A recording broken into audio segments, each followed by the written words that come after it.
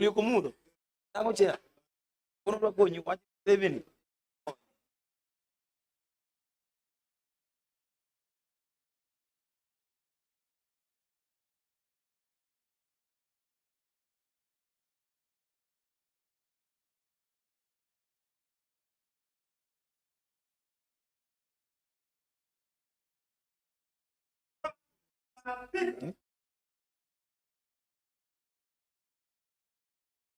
Ako mera wana man.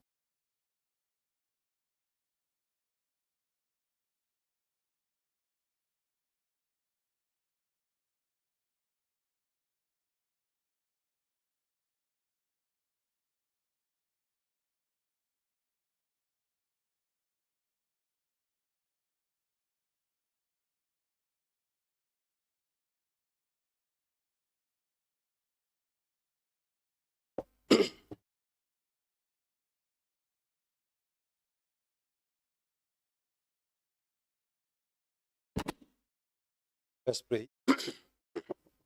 Mighty God, who in your wisdom and goodness and seek you all with all to them. Let your blessings grant that we vision, manners, glory, and to advance the welfare of our country, those who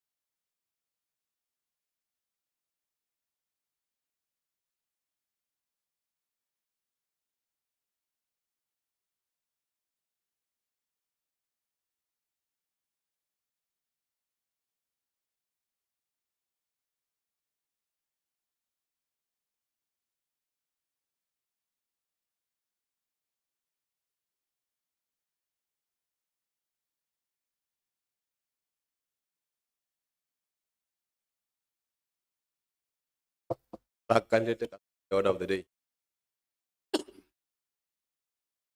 Thank you, Honorable Speaker, honorable members. We are in order of amendment number 051 of today, Wednesday, 3rd June 2026. Order number 1, revision of oath. Next order. Order number 2, communication from the chair.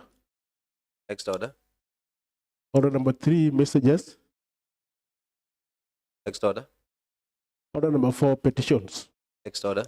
Order number 5, papers. Next order. Order number 6, notice of motion. Next. Order number 7, statements.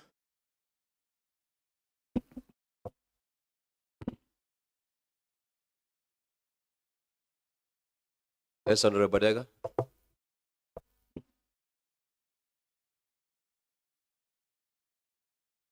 Next order.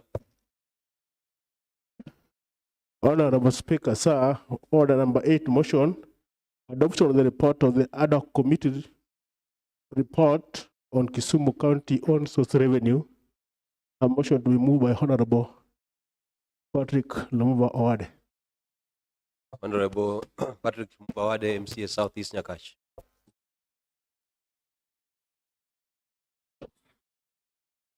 Thank you, Mr. Speaker. Mr. Speaker, I rise to move a motion on the report, the ad hoc committee on Kisumu County on source revenue. Mr. Speaker, the report has already been posted to members. If I go through it, all of it, I may not be able to comply with the 30 minutes located to the mover, and therefore going to do with the moving notes, Mr. Speaker. Mr. Speaker, aware that pursuant to Article 185, subsection 3 of the Constitution of Kenya 2010, Section 8, subsection 1B of Section 14, subsection 1 of the County Government Act 2012, read together with Standing Order number 193 of the Kisumu County Assembly Standing Orders, the County Assembly of Kisumu fully constituted an ad hoc committee on on-source revenue on the 23rd February 2026 with a mandate to conduct a comprehensive evidence-based inquiry into the station of performance and governance of on-source revenue in Kisumu County, pursuant to an initial defined operational period of 6 days. Mr. Speaker, recognizing that the County Assembly established the committee in recognition of the persistent and systemic underperformance of Kisumu County's on-source revenue against the approved annual target of 3.6 billion, a structural deficit that has repeatedly plowed and approximately 65% of that target, progressively constraining the county's capacity, fund development, and discharge its service delivery obligation to the residents of the county. Mr. Speaker, noting the following, a determination that substantial investigation work remained outstanding and that critical stakeholders had yet to be engaged. This Honorable House, pursuant to a motion on the Communist Progress Report moved on Wednesday, 18th February 2026, extended the committee's mandate by 1 month with effect from 23rd April 2026, bringing the operational period to 26 May, during which the committee conducted a total of 23 formal sittings, multiple field verification visits, impromptu oversight inspections, IC system audits, and a benchmarking exercise, Kiambu, Oranga, and Laikipia counties. Concerned that the course of its inquiry, the committee uncovered direct and documented evidence of revenue diversion of system cash collection, and established that the integrated revenue management system was suspended in February 26 due to non-payment of contractual obligation. Identified critical governance deficiency arising from the improper constitution and indefinite suspension of the Kisumu County Revenue Board, and benchmarked Kisumu County's performance against peer counties that have achieved substantially superior revenue outcomes through targeted institutional and technological reforms. That is why the Kisumu County possesses the revenue potential necessary to meet and exceed annual on-source revenue target of 3.6 billion, provided systematic weakness identified in this report are addressed with urgency, political will, and institutional commitment. The subject matter for consideration during the committee's deliberation is summarized as follows. 1, to investigate and analyze the root causes of persistent underperformance of on-source revenue, including revenue leakage, off-system collections, and systemic non-compliance at market and collection points across all over 7 sub-counties of Kisumu County. Roman 2, to audit the integrated revenue management system, including its governance, contractual management, data integrity, integration with IFMIS, and the circumstances surrounding its suspension in February 2026, and to evaluate whether the county's digital revenue infrastructure is fit for the purpose and legally sound. Roman 3, to examine the governance and constitutional compliance of the Kisumu County Revenue Board, including the legality of board member suspension and the adequacy of supervisory oversight exercise over revenue. 4, Mr. Speaker, to review the legal and policy framework governing the on-source revenue, including the adequacy of County Finance Act, the status of the draft valuation roll, and compliance with court rulings affecting revenue collection. Roman 5, Mr. Speaker, to recommend concrete implementable reforms across institutional governance, system integrity, legal remediation, enforcement, infrastructure, and accountability to enable Kisumu County meet its annual own source revenue target of 3.6 billion. The Speaker, the committee findings. The committee made the following findings. Number one, revenue leakage and off-system collection. The committee has established with direct and documented evidence that revenue is being diverted from the county's revenue fund through informal cash-based collection arrangements operating entirely outside the IRMS. The Kibuye market field visit provided concrete and ambiguous evidence of this practice. The IRMS data cannot therefore be relied upon as an accurate or complete presentation of actual revenue generated at Kisumu County's markets collection points. Refer to page 76 under part 5. That is general findings of the report. Number two, Mr. Speaker, systemic non-compliance at collection points. The committee has found that revenue collection at key market sites is characterized by widespread non-compliance, selective enforcement, and the systematic omission of mandatory levies, including parking fees. A non-compliance rate of approximately 63% was documented at Kibuye Market. The committee has no basis to assume that this rate is exceptional, typical other collection. For you to 76 under part 5. Number 3, Mr. Speaker, there is governance deficit at the Revenue Board. The Kisumu County Revenue Board is not properly constituted in accordance with the Kisumu County Revenue Administration Amendment Act 2022. The indefinite suspension of board members without conclusion of investigations, communication of findings, or commencement of disciplinary proceedings is procedurally irregular, contrary to Article 47 of the Constitution and the Fair Administration Action Act 2015. This has rendered the board's decision and directives legally vulnerable and creates a governance vacuum that undermines the integrity and strategic direction of the county's revenue administration. As of May 2026, the status of suspended board members remained unresolved. No formal administrative conclusion had been communicated.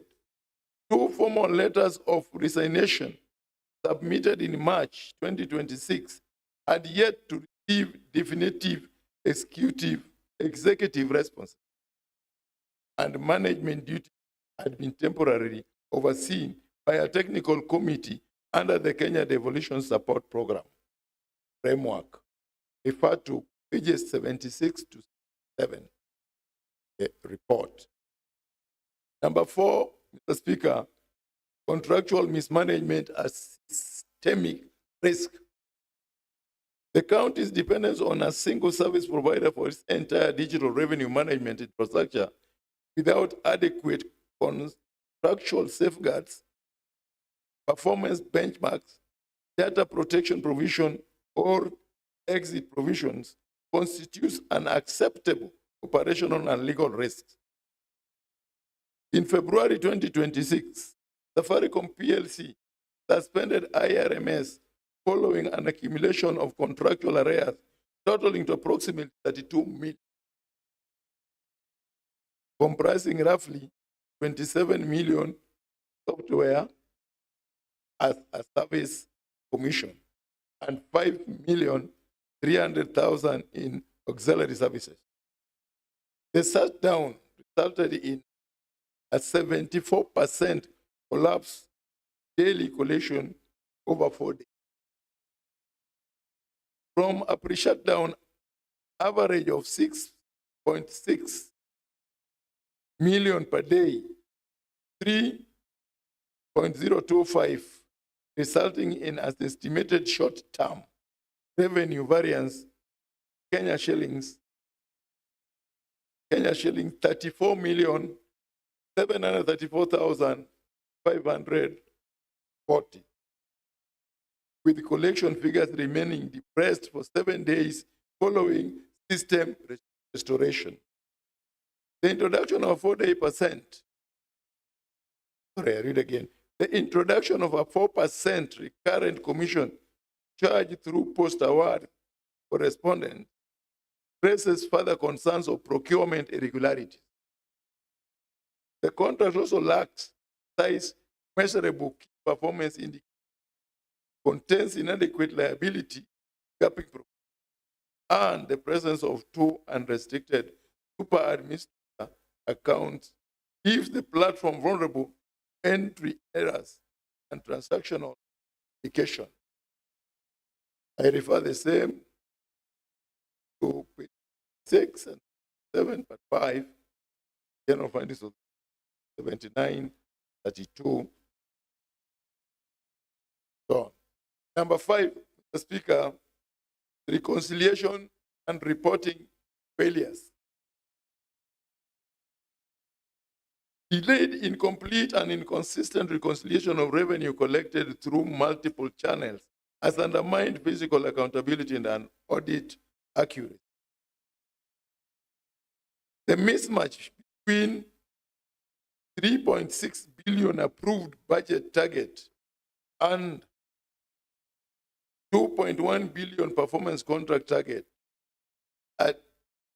is a discordance of 1.5, reflects a fundamental and deliberate failure in financial governance.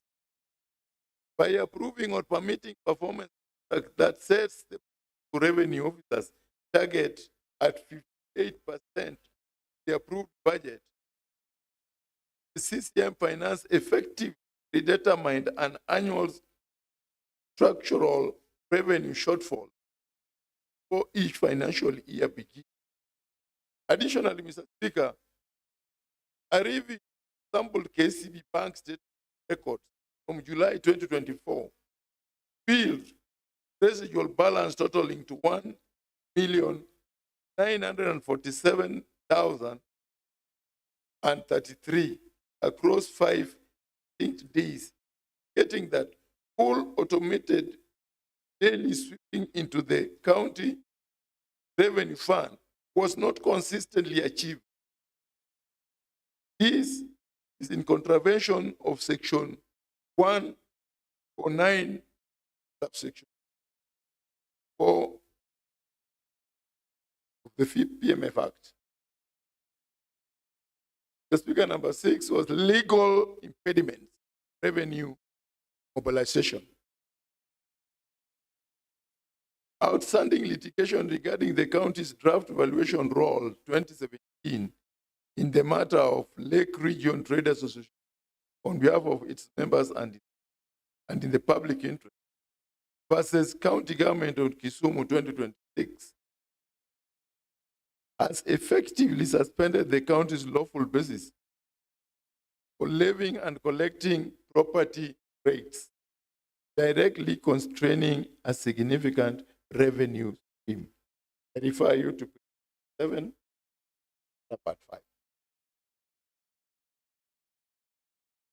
Speaker, number 7, we look into weak enforcement accountability. The committee has observed a systemic culture of weak enforcement and inadequate plenary response to revenue officers' misconduct, characterized by a tendency to transfer rather than sanction errant officers.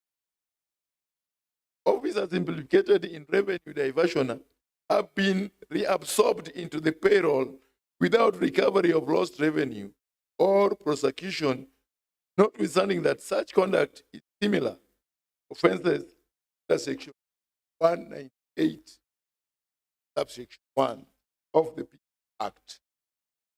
Again, I refer you to page 8, arbitrary and unlawful taxation.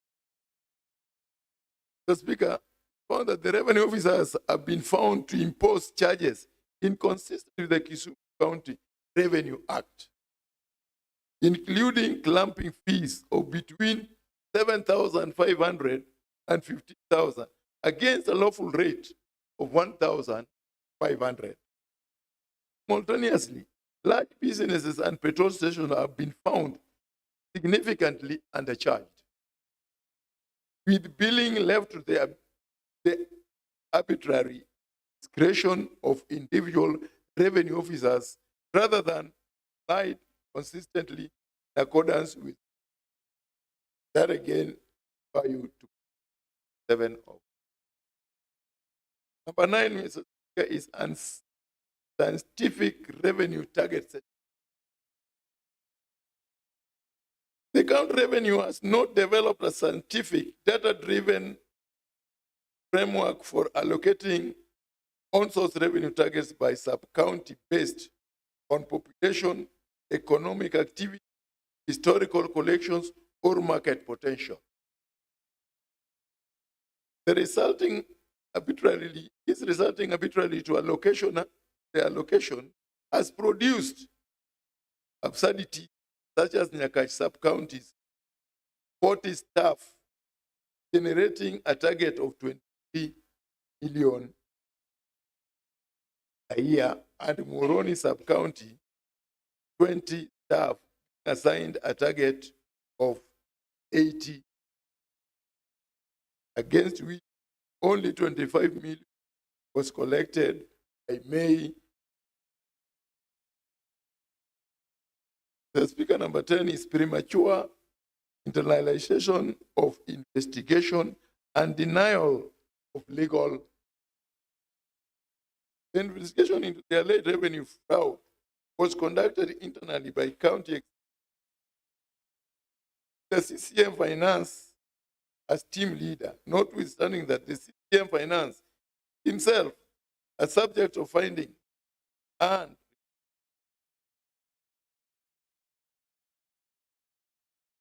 this arrangement is a structural conflict of interest that fundamentally compromises the independence and credibility of the investigation.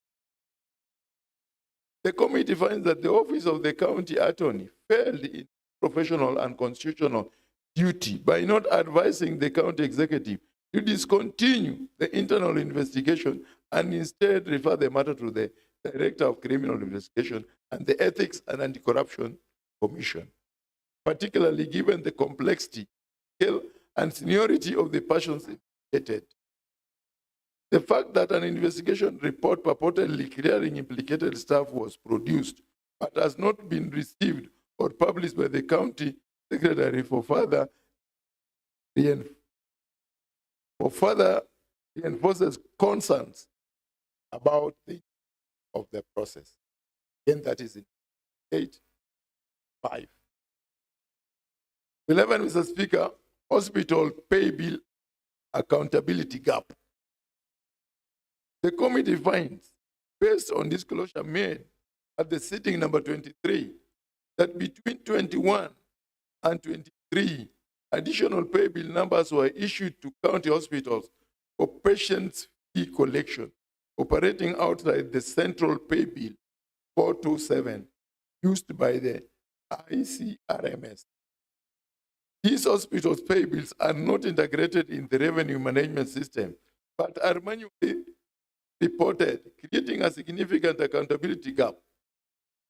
Given that hospital fees constitute 1.9 billion in financial year 2024-25, the dominant driver of on-source revenue growth, the absence of automated reconciliation for pay bills, means that the accuracy and competence of hospital revenue reporting cannot be independently verified through the ICRMS. But number 12, Mr. Speaker, was the governance and revenue failures of the City Board.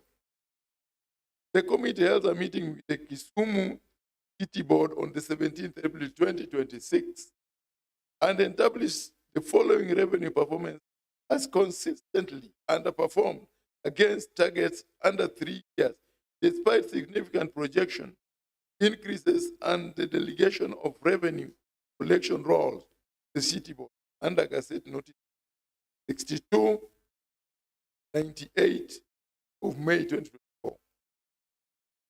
Revenue monitoring within the city operates mainly on report-based rather than real-time basis. The city currently operates a billing-oriented system rather than a fully integrated revenue management system. And a Charcoal Property Limited was confirmed to have been contracted to supervise rent collection on behalf of the city. The committee further established that the City Board felt in its supervisory responsibility to monitor Charcoal Properties performance and post remittance of collected rents to the county revenue fund. Additionally, Mr. Speaker, significant revenue losses in respect of outdoor advertisement revenue stream delegated to the City Board were documented, pointing to a systemic breakdown in oversight and accountability on the part of the city over delegated revenue function.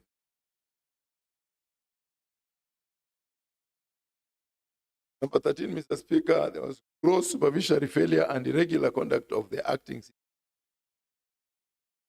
The committee acknowledged that the acting city manager, Mr. Balawanga, issued allotment letters for market stalls in Kikuyu Market, including stall number B4, A3, A4, A5, and A6, without formal contract documentation, thereby creating unvariable occupancy arrangements and contributing to revenue loss from those stalls. The committee further found that Mr. Balawanga has served in an acting capacity beyond the period prescribed under Regulation 23 of the Public Service Commission Regulation 2020. His oversight of both Charcoal Limited engagement, which resulted in a 69.8% collapse in rent collection, and the outdoor advertisement revenue stream under Gazette Notice number 6298 of May 24, demonstrates gross failure of supervisory oversight accountability. Refer to page 9. Number 14, Mr. Speaker, is collapse of property rent revenue under Charcoal Property Limited. The committee established that the property rent collection collapsed from 20,447,477 in 2023-2024 to 6,183,882 2024-2025. A decline of 14,263,595, representing a 69.8% reduction in a single financial year, occurring during the period in which Charcoal Properties Limited was engaged as a managing agent. Mr. Speaker, the following properties were placed under Charcoal's management. Bill and the consulting Lotons. Give Honorable Wade to proceed without interruption. The following properties were placed under Charcoal's management. Residential blocks 4, 8, 10, 11, and 12 in Milimani and Tomboya. Kibuye Estate, approximately 3 units. Slaughterhouses A, B, and C, and institutional facilities including Ober Kamoth Health Center, Nyabondo Health Center, Mama Ngina Children's Home, and the old fire station. The committee's analysis of Charcoal's own rent collection progress report for the 14-month period from March 2025 to April 2026 revealed a pattern of near total rent collection. The aggregate rent received across the entire 14-month reporting period amounts to approximately 1,197,000 against accumulated rent expected of over 8,007,660. A cumulative collection rate of approximately 15%. Cumulative arrears as April 2026 stand at approximately 7,810,660, making total uncollected rent under Charcoal's management in excess of 13 million. Notable individual arrears include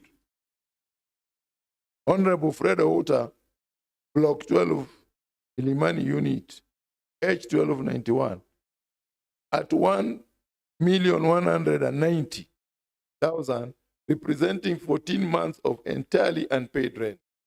And Patrick Owe, Unit H11/47D, at Kenya shillings 980,000. The committee finds that the engagement of Charcoal Property Limited without adequate oversight mechanism, performance benchmarks, remittance timelines, or contractual accountability provision directly contributed to this outcome. Reference therefore given page 52 to 53. Number 15 is legal concerns over Charcoal Properties under court order. The committee established that on 5th March 2025, the High Court of Kenya, the case number HCJR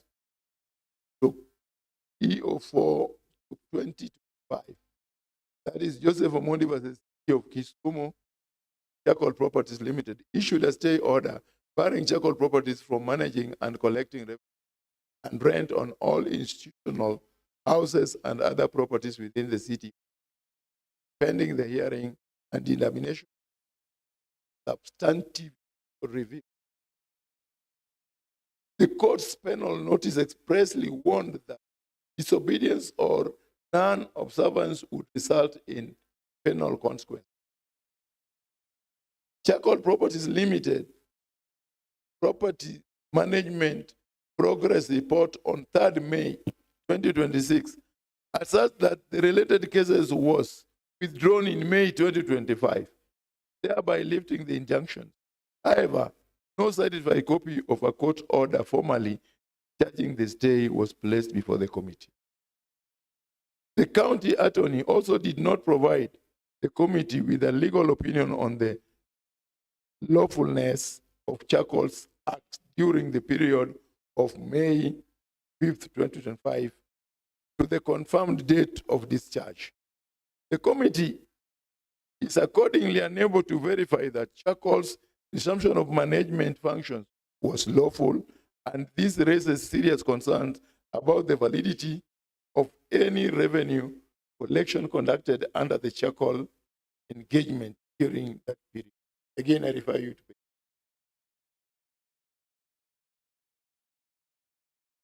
Finally, Mr. Speaker, is number 16, that is structural accountability deficit in Charcoal's management records. The committee finds that Charcoal Property Limited, letter dated 20th November 25, to the revenue accountant of the Kisumu Revenue Board, requesting copies of rent payment slips for September and October, is direct evidence that the managing agent did not have complete and current picture of rent collected and remitted to the a fundamental failure of agency accountability. Additionally, Mr. Speaker, Charcoal's own property management progress report identifies multiple structural impediments to effective rent collection, including senior county government employees and elected officials who are unwilling to pay rent and ignore official correspondence. Lease renewals that have been materially impeded by the non-availability of updated financial arrears, rental rates, extensive maintenance deficiency, rendering several units, including Oberikamoth Health Center, uninhabitable and non-revenue generating occupied by county department, security personnel, other institutional factors. These factors compound the committee's finding that engagement of Charcoal Properties Limited without adequate contractual and supervisory safeguards was a governance failure with direct, measurable revenue consequences. 8, 9. Recommendation. Mr. Speaker, upon careful analysis of all evidence gathered, Clause 23, formal sitting, the committee recommends as follows. 6 of 1 on institutional and governance reforms. It recommends that the DCM, Member of Finance, Economic Planning and CTI, within 60 days upon adoption of this report, is hereby directed to ensure that the Kisumu County Revenue Board is properly constituted in accordance with Section 3A, subsection 2, and 3 of subsection 5 of the Kisumu County Revenue Regulation Act 2022.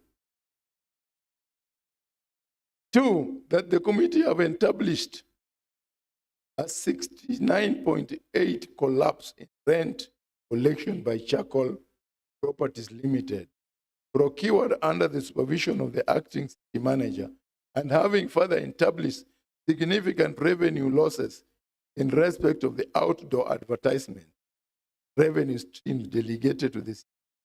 Pursuant to Gazette Notice number 298 of May 2024, finds that there was gross failure of supervisory oversight and accountability on the part of the acting city manager. Further noting that Mr. Balawanga has served in an acting capacity beyond the period prescribed under the Regulation 23 of the Public Service Commission, Regulation 2020.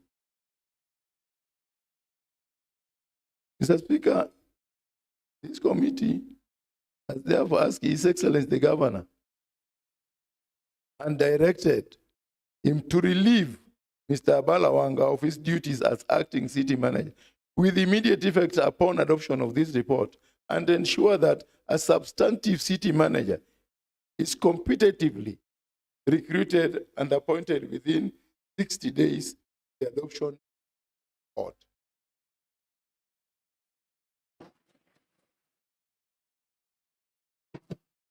Number 3, Mr. Speaker, that having found that the acting city manager issued allotment letters for market stalls, including stalls B4, A3, A4, A5, and A6 in Kibuye Market without formal contract documentation, the Office of the Auditor General is hereby requested to commission a comprehensive audit of all stalls and property allocation within the city made under his authority to determine whether any allocation were made irregularly, corruptly, or in favor of connected parties, and whether revenue due to the county was thereby diverted or suppressed. Now, for Mr. Speaker, following the gazettement notice number 6298 on delegation of revenue collection responsibility to the city, Kisumu City Board, issued on May 2024, pursuant to the Urban Areas and Act and the approval of this House. The delegation of revenue collection issued to the Kisumu City Board by the House be mandated to review and consider revocation of the notice in accordance with Article 1(4) of the Constitution of Kenya 2010, read together with Section 11, subsection 1B of the Urban Areas and City Amendment Act 20. Upon such consideration, the Kisumu County Revenue Board shall, in accordance with Section 158 of the Public Finance Management Act 2012, read together with Section 3A, subsection 3, the Kisumu County Revenue Administration Amendment Act 2022, principal revenue collector for the County of Kisumu, including revenue in the city. The Speaker, number 5, pursuant to Section 3H of the Kisumu County Revenue Administration Amendment Act 2022, the CCM for Finance, Economic Planning, and ICT is hereby directed to appoint a substantive CEO of the Revenue Board within days upon adoption. Number 6, Mr. Speaker, the committee, having found that the board's supervisory jurisdiction exercised through the office of the CEO fell short of statutory standards which allowed for continued revenue fraud, marred with extensive administrative incompetence of the acting CEO, Mr. Philip, the CCM member of Finance, Economic Planning, and ICT, hereby directed to leave the acting CEO of it at the Kisumu County Revenue Board. Number 7, Mr. Speaker, the county secretary, as head of the county public service, to ensure that disciplinary action procedures prescribed in the Human Resource Policies and Procedures Manual for Public Service governing suspension, investigation, disciplinary proceedings, and removal from office of members of statutory boards and public officers are complied with to prevent a recurrence of the institutional paralysis occasioned by the indefinite and unresolved stepping aside of Revenue Board members, and that all disciplinary proceedings against the board members and revenue officers be concluded within 21 days upon adoption of this report, and the report on the matter is submitted to the County Assembly for information. Mr. Speaker, number 8, moving forward, the performance contract with the Kisumu County Revenue Board, CEO and on-source revenue collection targets should be aligned with approved budgetary targets, and the process should be made public. Recommendation 9, that the CEM for Finance, Economic Planning, and ICT develop and implement a scientific data-driven framework for the allocation of on-source revenue targets to sub-counties and individual revenue officers, incorporating population data, economic activities indexes, and historical collection records and market potential assessment to replace the current arbitrary allocation model in 120 days. That will be a third of the adoption.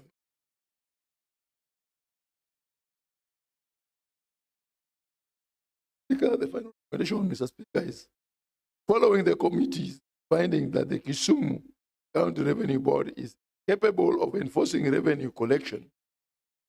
This Honorable House, pursuant to Article 185 of the Constitution of Kenya 2010, read together with Section 8 of the County Government Act 2012, within 60 days upon the adoption of the report, cause an amendment to the Kisumu County Revenue Act to separate revenue enforcement from the board and mandate the County Directorate of Enforcement to provide enforcement services on revenue collection. 6 of 2 on revenue system integrity and accountability. The committee did recommend that the Office of the Auditor General commissions an independent forensic audit of the integrated revenue management system within 60 days upon adoption of the report. To report to 1, assess system performance, 2, review records of the period between September 2023 to December 2024, being records for structured and unstructured and paid invoices subject to alleged deletion by Safaricom between September 9, 2024, 2nd October 2024. 3, evaluate the first implementation of the system across various collection points. 4, verify the accuracy and competence of IRMS records from the period the system went live, December 28.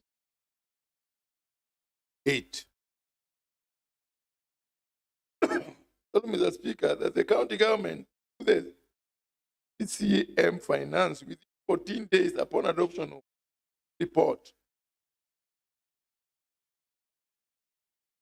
Upon adoption of this report, work jointly with Safaricom and RevTech to ensure full implementation and optimization of the integrated revenue management system, particularly phase 3 component across all identified revenue streams and collection points.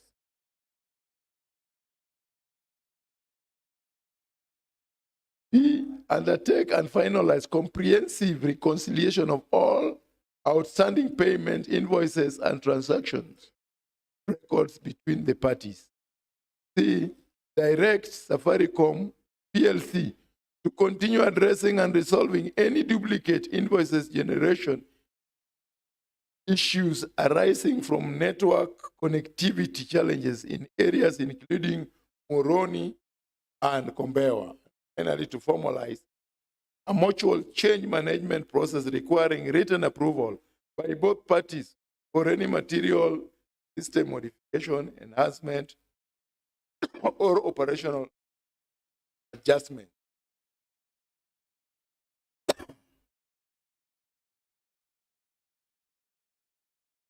But that, Mr. Speaker, upon the expiry of the contract between Safaricom PLC and the city government, the county government of Kisumu, on the automated and integrated county revenue management system, the county government should develop its own integrated revenue management system in-house or procure an integrated revenue system through a competitive and open tender process to be solely owned by the county.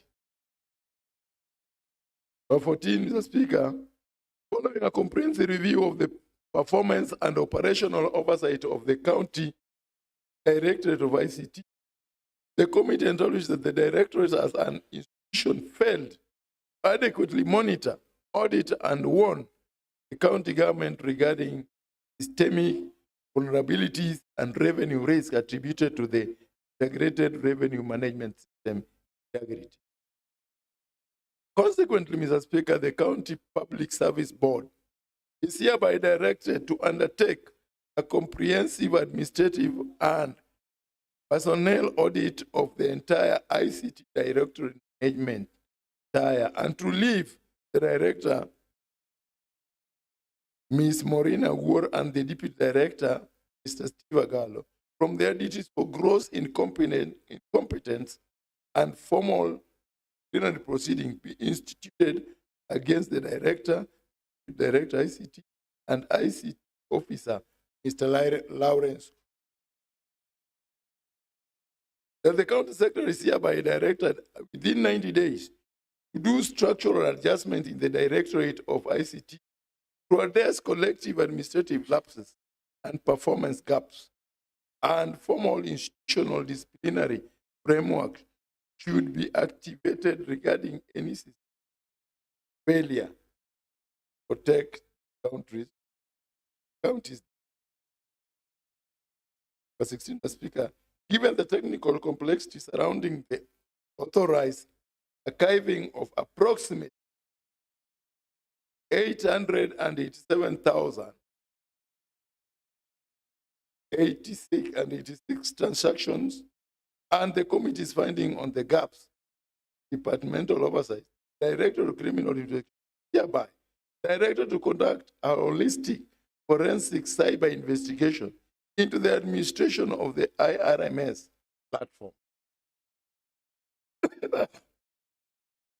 These investigations would focus on the deployment and use of highest level administrative system data manipulation risk, and whether the collective failure by the department flag or object large-scale data modification constitutes an omission or facilitation of economic crimes under Section 5(2) of Anti-Corruption. For 17, Mr. Speaker, the committee noted that the overall project management and supervisory mandate of the Directorate of ICT governing the operations of the IRMS allowed for structural vulnerabilities that resulted in revenue leakages and pilferages. The Ethics and Anti-Corruption Commission is hereby requested to institute a systemic inquiry into the management and oversight protocols of the IRMS project. The investigation should target the systemic breakdowns in executive supervision, failure of internal controls, and corporate accountability failures within the project management structure to establish institutional culpability and safeguard public. 18, Mr. Speaker, following the review of the performance of the County Directorate of ICT and having established that the Directorate failed or neglected to warn the county government on revenue losses attributed to IRMS integrity, the County Public Service Board is hereby directed to relieve the Director Maureen Agwor and Deputy Director Steve Agalo from their duties pending investigation for gross incompetence and formal disciplinary proceeding, and be instituted against the Director and the DP. That is our request. Number 19, the County Revenue Board to implement real-time IRMS compliance monitoring mechanisms at major markets, including self-service automated cross checks between vehicle entry logs, IRMS transaction records, and supervisory oversight protocols for revenue officers. Final number 12, Mr.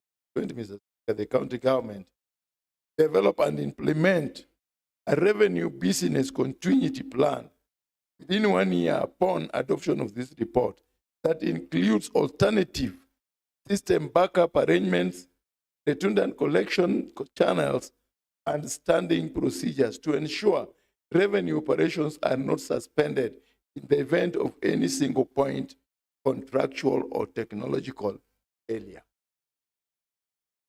On the legal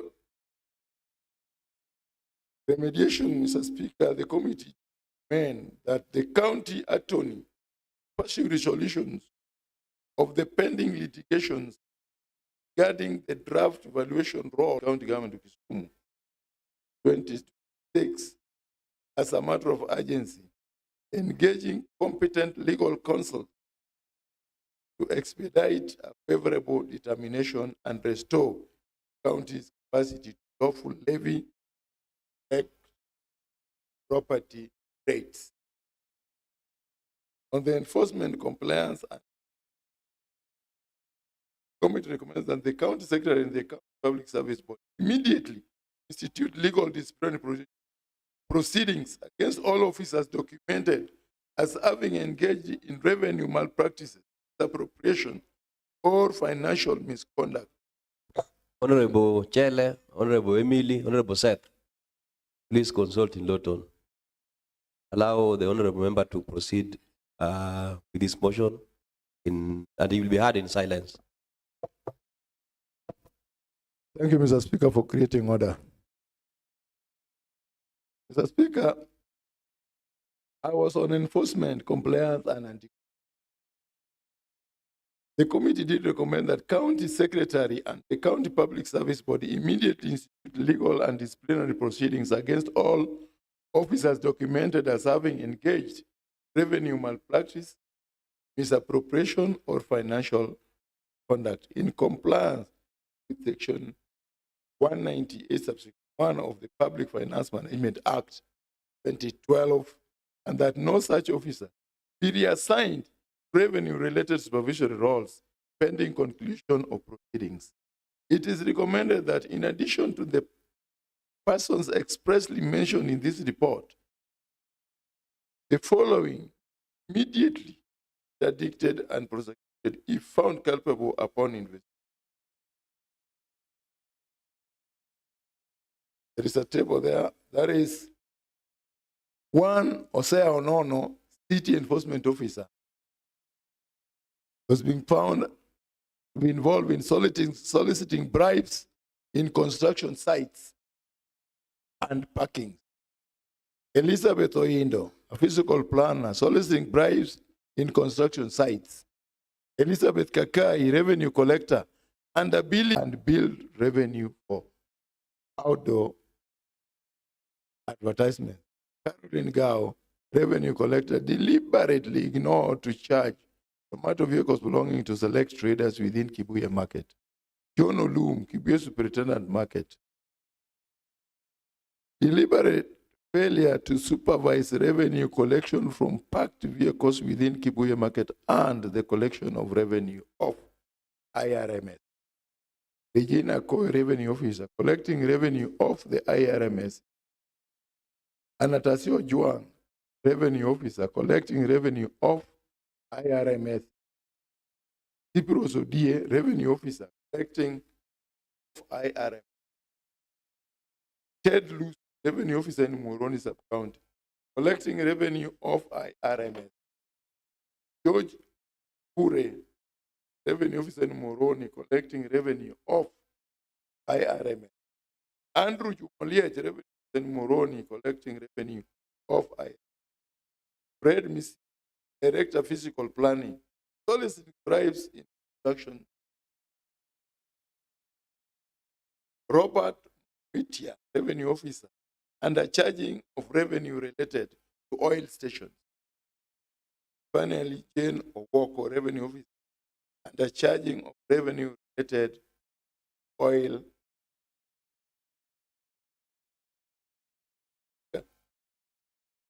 The Aero municipality, as communicated by the municipal manager, Mr. Orengo, exempting roadside traders from revenue payment, he decided with immediate effect upon the adoption report, and that enforcement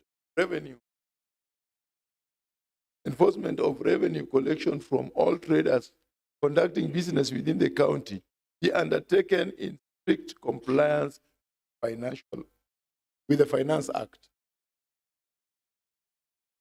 But for Mr. Speaker, the DCM member of finance to ensure consistent and uniform application of Kisumu County Finance Act by all revenue officers in billing, including for billboards, outdoor advertising, oil stations, single business permits, and that all departures from prescribed rates be treated as gross misconduct. 5, the Department of County Administration take immediate action to address community hostility in Kolua Central and Kolua East wards in Kisumu East sub-county that has prevented revenue collection through community engagement and, where necessary, the involvement of appropriate security. Finally, Mr. Speaker, the County Revenue Board to intensify public sensitization on lawful revenue payment channels and establish whistleblower and public complaint mechanisms to facilitate reporting of corruption and illegal levies. The Speaker, 6.5 on infrastructure, and operational support. The committee did recommend that the County Revenue Board provide dedicated office space, uniforms, and official identification cards to all revenue officers across all counties, and provide adequate transport means to facilitate effective supervision, enforcement, service. That the Department of Physical Planning and the Department of Public Works and Infrastructure prioritize electrification of key markets, including Nyangande, Kadete, and Prabur market in Katiko sub-county. Implement comprehensive flood mitigation measures at Obey market and other flood-affected trading areas, and restore market infrastructure at Pino, Gola, Turego market. That the county government provide adequate market infrastructure and essential services, that is, including proper drainage, garbage collection, clean water, sanitation, and lighting across all markets from which revenue is collected, in fulfillment obligation under Article 28 and 3 of the Constitution, and to improve voluntary data compliance. The Speaker, I seek protection. I think the conversation. I can't hear the conversation, Honorable Lumumba. Where are you getting it from? From my back. From my back. Mr. Speaker, the members that this report is very important. Order members, Honorable Lumumba, proceed. I will protect you. Thank you, Mr. Speaker. Mr. Speaker,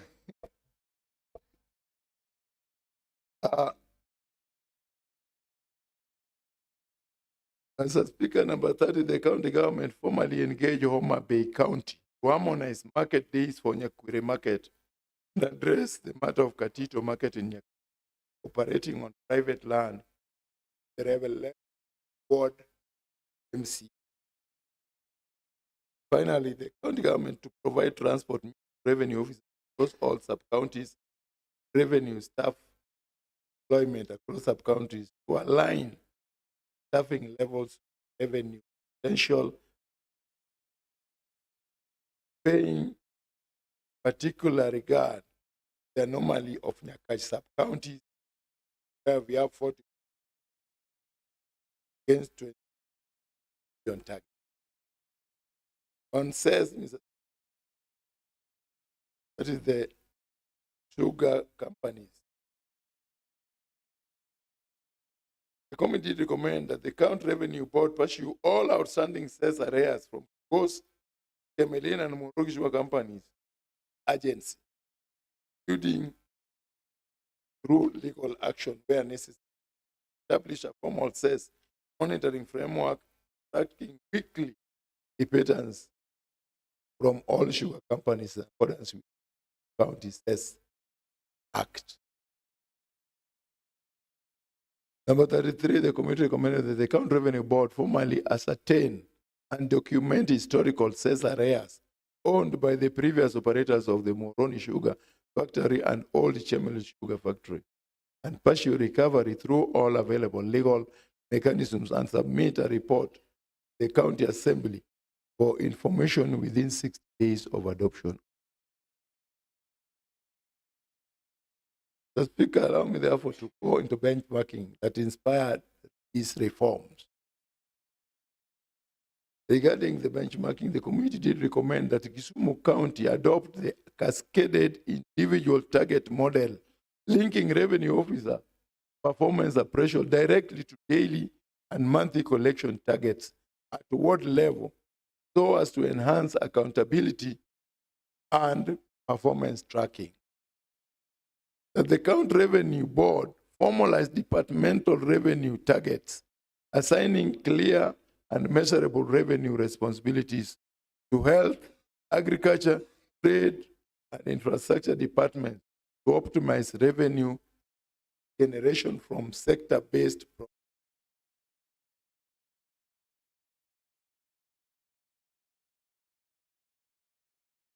Mr. Speaker, the County Revenue Board prioritizes investment in enforcement modalities.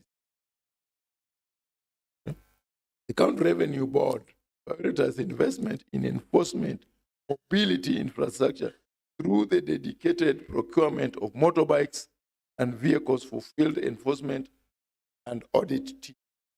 Finally, on benchmarking, Kisumu County Revenue Board implement targeted compliance initiative programs, including waivers and amnesty initiatives, regularize outstanding payments, encourage voluntary compliance, and rebuild public confidence. Figure 6.8, that is Alcoholic Drinks Control Fund. The committee recommends that the fund administrator submit comprehensive financial statement and a verified register of all licensed outlets to the county assembly, with reconciliation of the discrepancies between the fund's self-reported figures and those in the county budget and outlook paper within 21 days upon adoption of. 2, the fund to take immediate corrective action to address system weakness, allowing issuance of multiple licenses under a single FT number and ensure strict compliance with the statutory 300-meter distance required from learning institutions, and that the county submit quarterly on-source revenue performance reports to CE's member for finance, who shall submit the report to the county assembly highlighting targets, actual collections by revenue stream, variances, and corrective action taken in accordance with 4A subsection 6 of the County Revenue Amendment Act 20. That all major revenue streams be subjected to forensic audit to establish the extent of leakages, accountability gaps, and the quantum of revenue lost over the review period. 7 of 3, Mr. Speaker, sanctions against policy level officers for systemic failures of oversight. The committee recommends that the following systemic accountability measures be applied against officers in positions of superior responsibility, in recognition of the principle that supervisory failure, which enables or perpetuates misconduct, is itself a ground for sanction under Section 7 PMF Act. The governor of Kisumu County be formally notified by the county assembly that the failure to constitute the revenue board in accordance with the Kisumu County Revenue Administration Amendment Act 20 constitute to a violation of Section 3A, subsection 2, and that act and that failure to constitute the board within 30 days of the adoption of this report shall be considered a breach of the constitutional obligation to ensure lawful and accountable public management. That the county secretary prevent any attempt by supervising officers of transferring rather than disciplining errant staff. Finally, Mr. Speaker, the county internal auditor is hereby directed to submit to the county assembly within 60 days a comprehensive report on all instances of revenue loss and receipted collection, suspicious bank transactions, and non-compliance with 109 subsection 4B of the PMF Act identified in the period 2022-23 to date, together with the names of all officers responsible.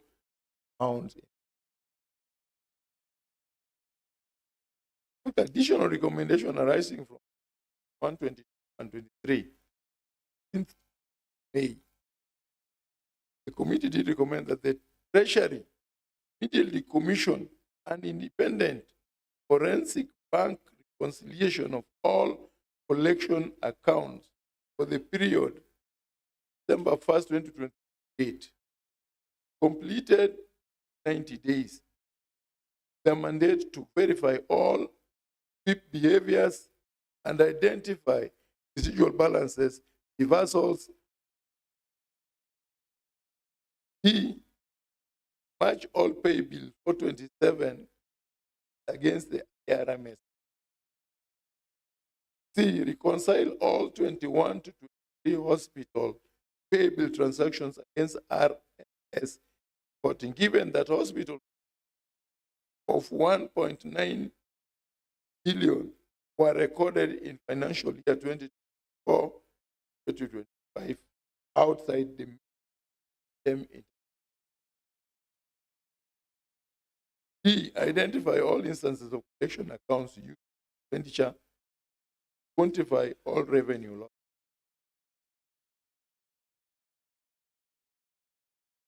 Seven, Mr. Speaker, the County Revenue Board, once lawfully reported, adopt within days revenue on reform framework operating a dual authorized change management for all system applications, the monthly mandatory identity management log review,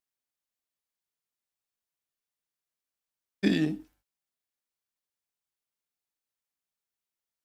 zero tolerance policy for unreceipted transaction exceeding 10,000 collector per day, mobile device management, geofencing for all revenue collectors devices.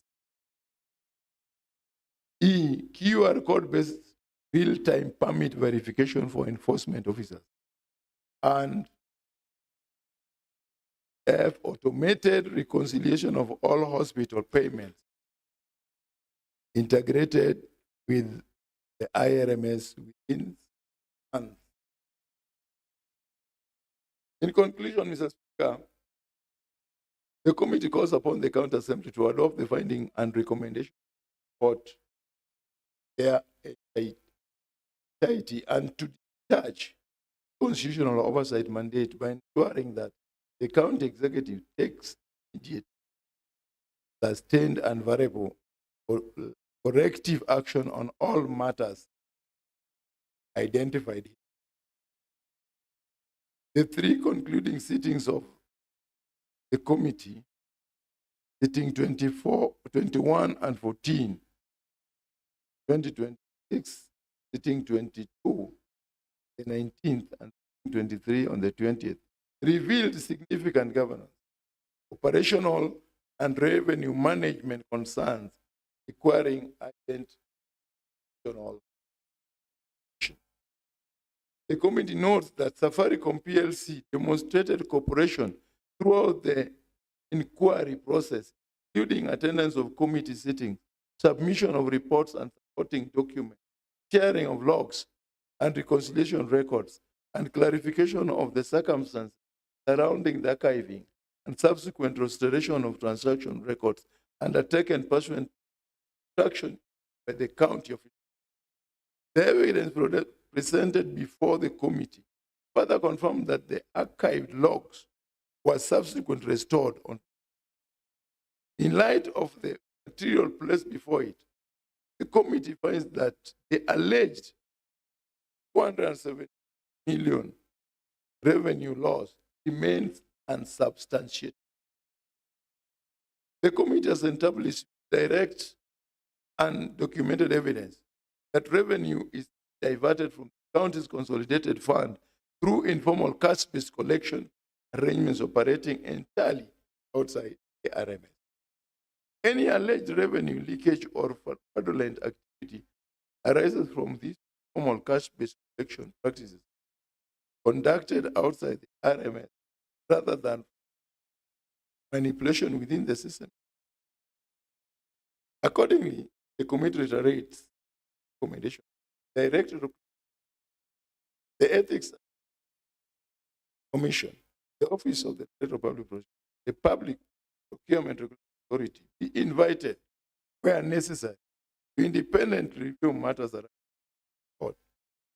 that fall in their respective statutory mandates. The findings of the report are neither peripheral or speculation. They point systemic weakness that have cost county potential billions of shillings in foregone revenue. The committee nonetheless satisfied that Kisumu County possesses the revenue potential necessary to meet an annual non-source revenue target of 0.6 billion, provided these weaknesses are addressed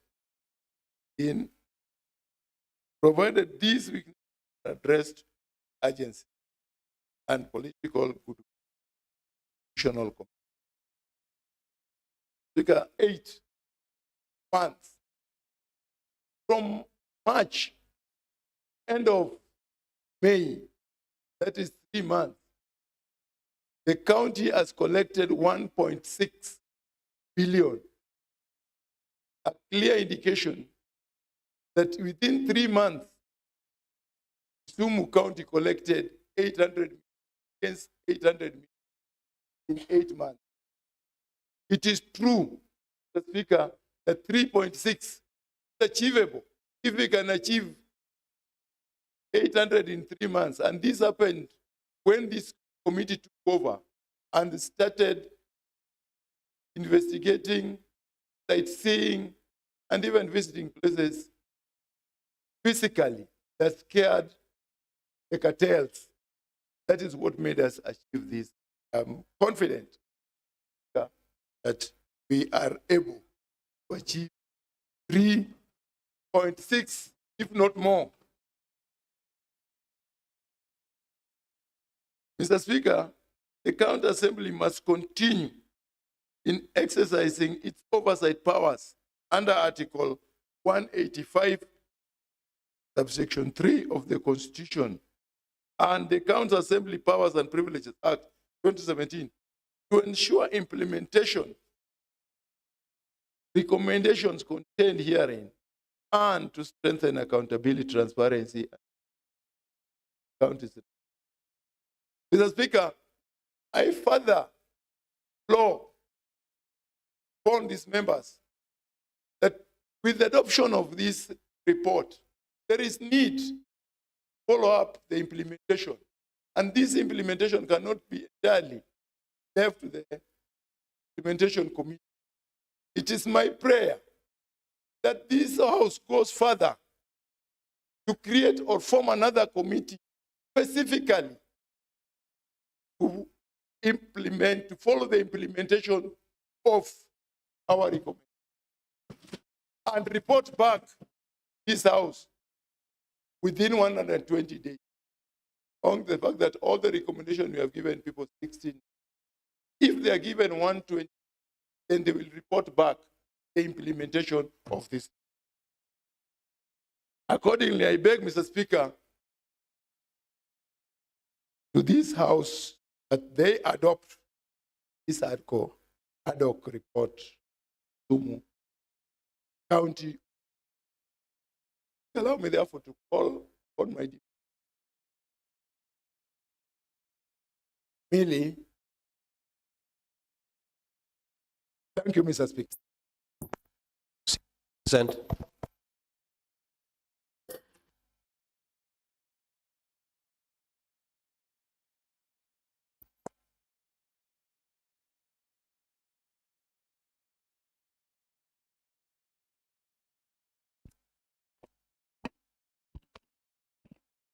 Yeah, thank you, Mr. Speaker, sir. As I rise to second the motion that has just been read by my very able chair, first I want to congratulate Mr. Honorable Chairman for presenting a very elaborate report to the floor. And I also want to take this opportunity to congratulate members of the ad hoc committee for the job well done. When the chair was going through the report, it's evident that things are not good in terms of revenue. Where we are seated as members of assembly and even the executive, We want money. We want money to pay wages. We want money to do development. Till now, we are not in a position to deliver what we promised our constituents. Reasons, it's under collection. I want to take this opportunity to appeal to my fellow honorable members. Let's all rise and support this motion. And I believe if at all the recommendations are put into action, my honorable members, this could be a legacy that we are living in this assembly. We could be remaining with a very short time, but when you listen to what Honorable Chair said, already we are seeing the impact of the investigation. People are now paying. Those who paid less are now adding, which shows that something was wrong and correction is being made. So I'm just appealing to all of us. Let's stand and support the motion so that even if we go, the fourth assembly will come and find that we did something that is going to rescue this county. Me, I have no plan of leaving this county. This is where I'm going to be buried. So I'm appealing to my fellow members. Let us leave this county better than we got it. I support.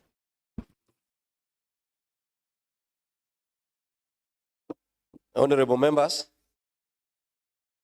the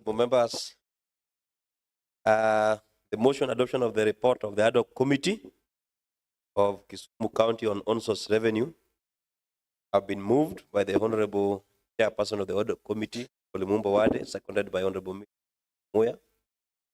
As per our standing orders, I want to propose a question. And I want to propose that the motion adoption of the report of the ad hoc committee on the Kisumu County open for debate. But members, allow me for your attention. Notices, the order paper of today on page 193 of our order papers fourth assembly. And the notice is on limitation of debates. The House resolved on Wednesday, 18th February 2026 as follows. That limitation of debates on reports will be that pursuant to the provision of standing order number 5.1, the standing orders in this assembly, it orders that each speech, debate, a report of a committee, a session paper, or any other report submitted in the assembly shall be limited as follows. Maximum of 3 hours, not more than 20 minutes for the mover of the motion, 10 minutes in replying, a maximum of 5 minutes for any other member speaking, except the leader of majority, and the leader of majority party, which shall be limited to a maximum of 50 minutes, and the priority shall be given or accorded to the leader of majority party. That order. Members, you realize that I gave the people of the motion quite substantive time because I knew the importance of that report. But for the members who are going to speak, let us adhere to parts of that notice, all of the 2026, maximum of 5 minutes. Member who want to speak. If you are not able to speak, whatever you speak, want to speak that 5 minutes, and whisper to your neighbor to take the rest of the speech that you want to give. So I propose the motion open for.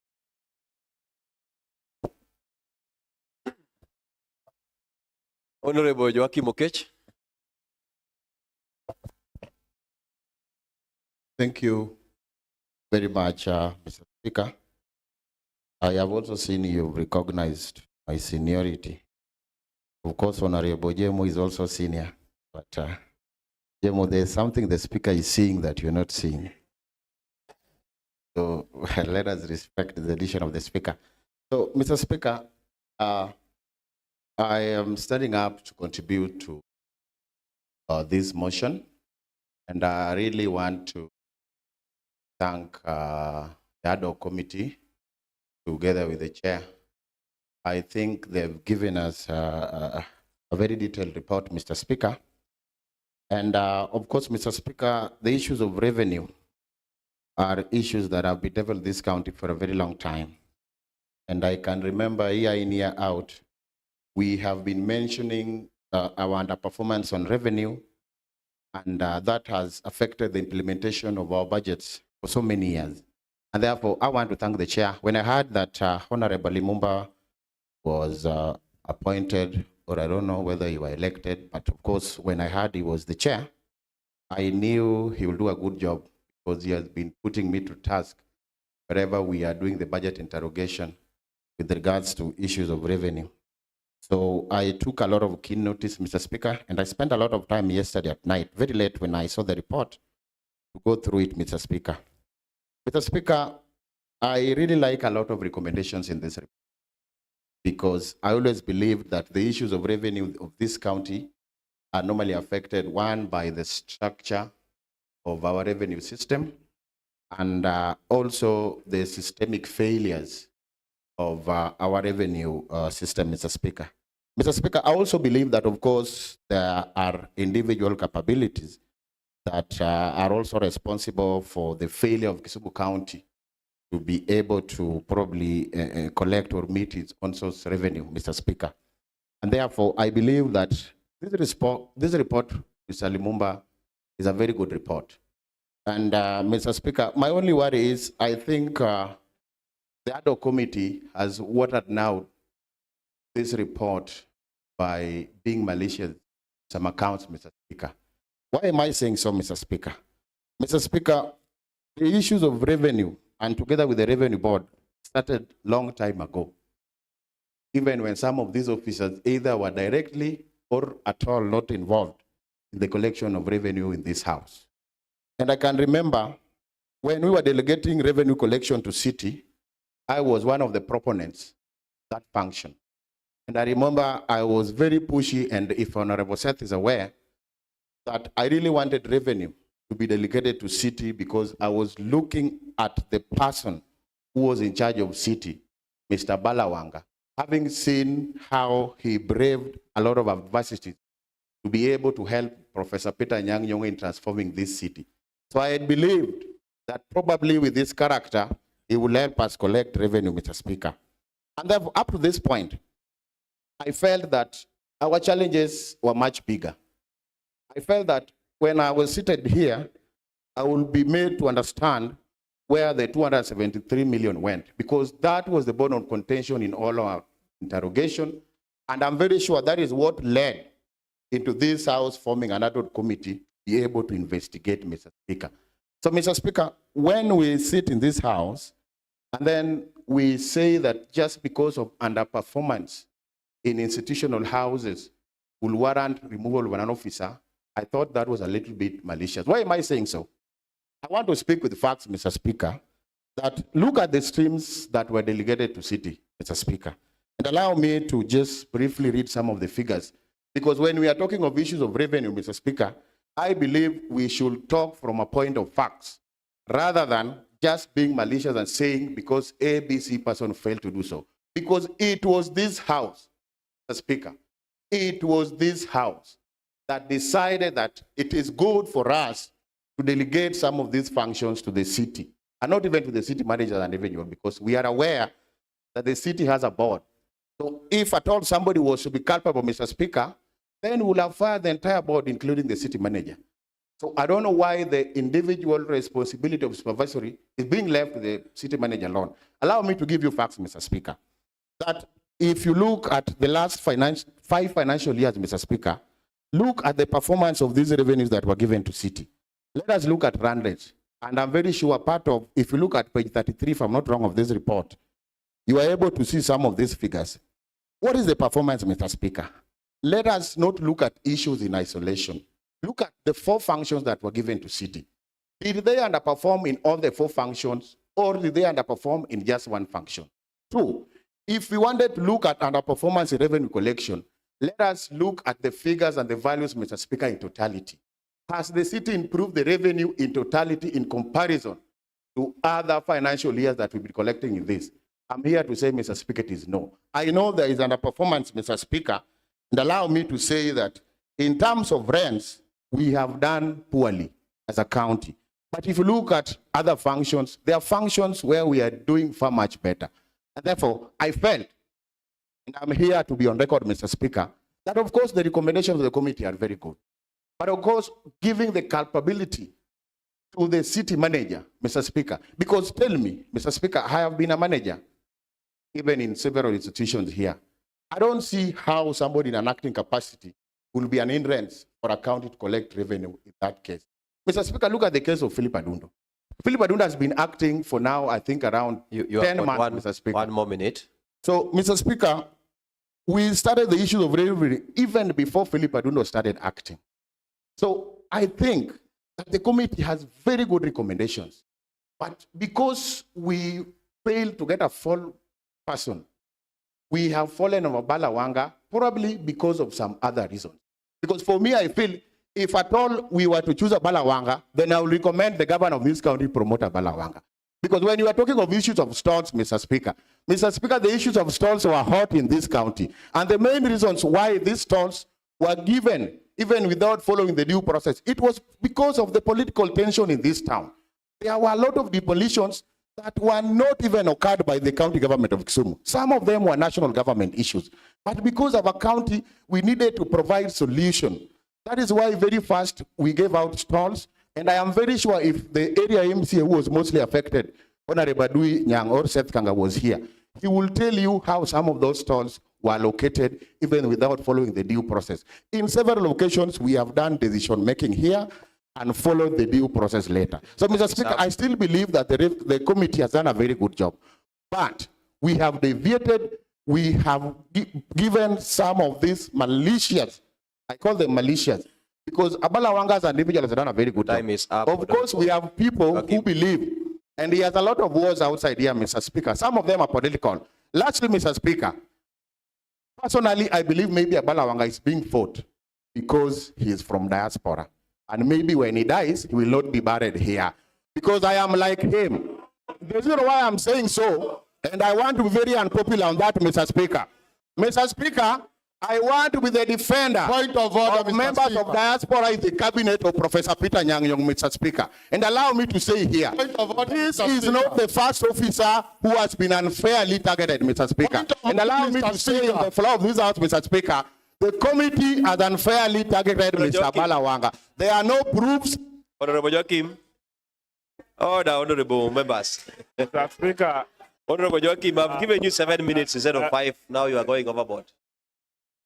I had seen Honorable James Omolo. Thank you. Thank you, Mr. Speaker. That was really noted, and I think it was due to happen.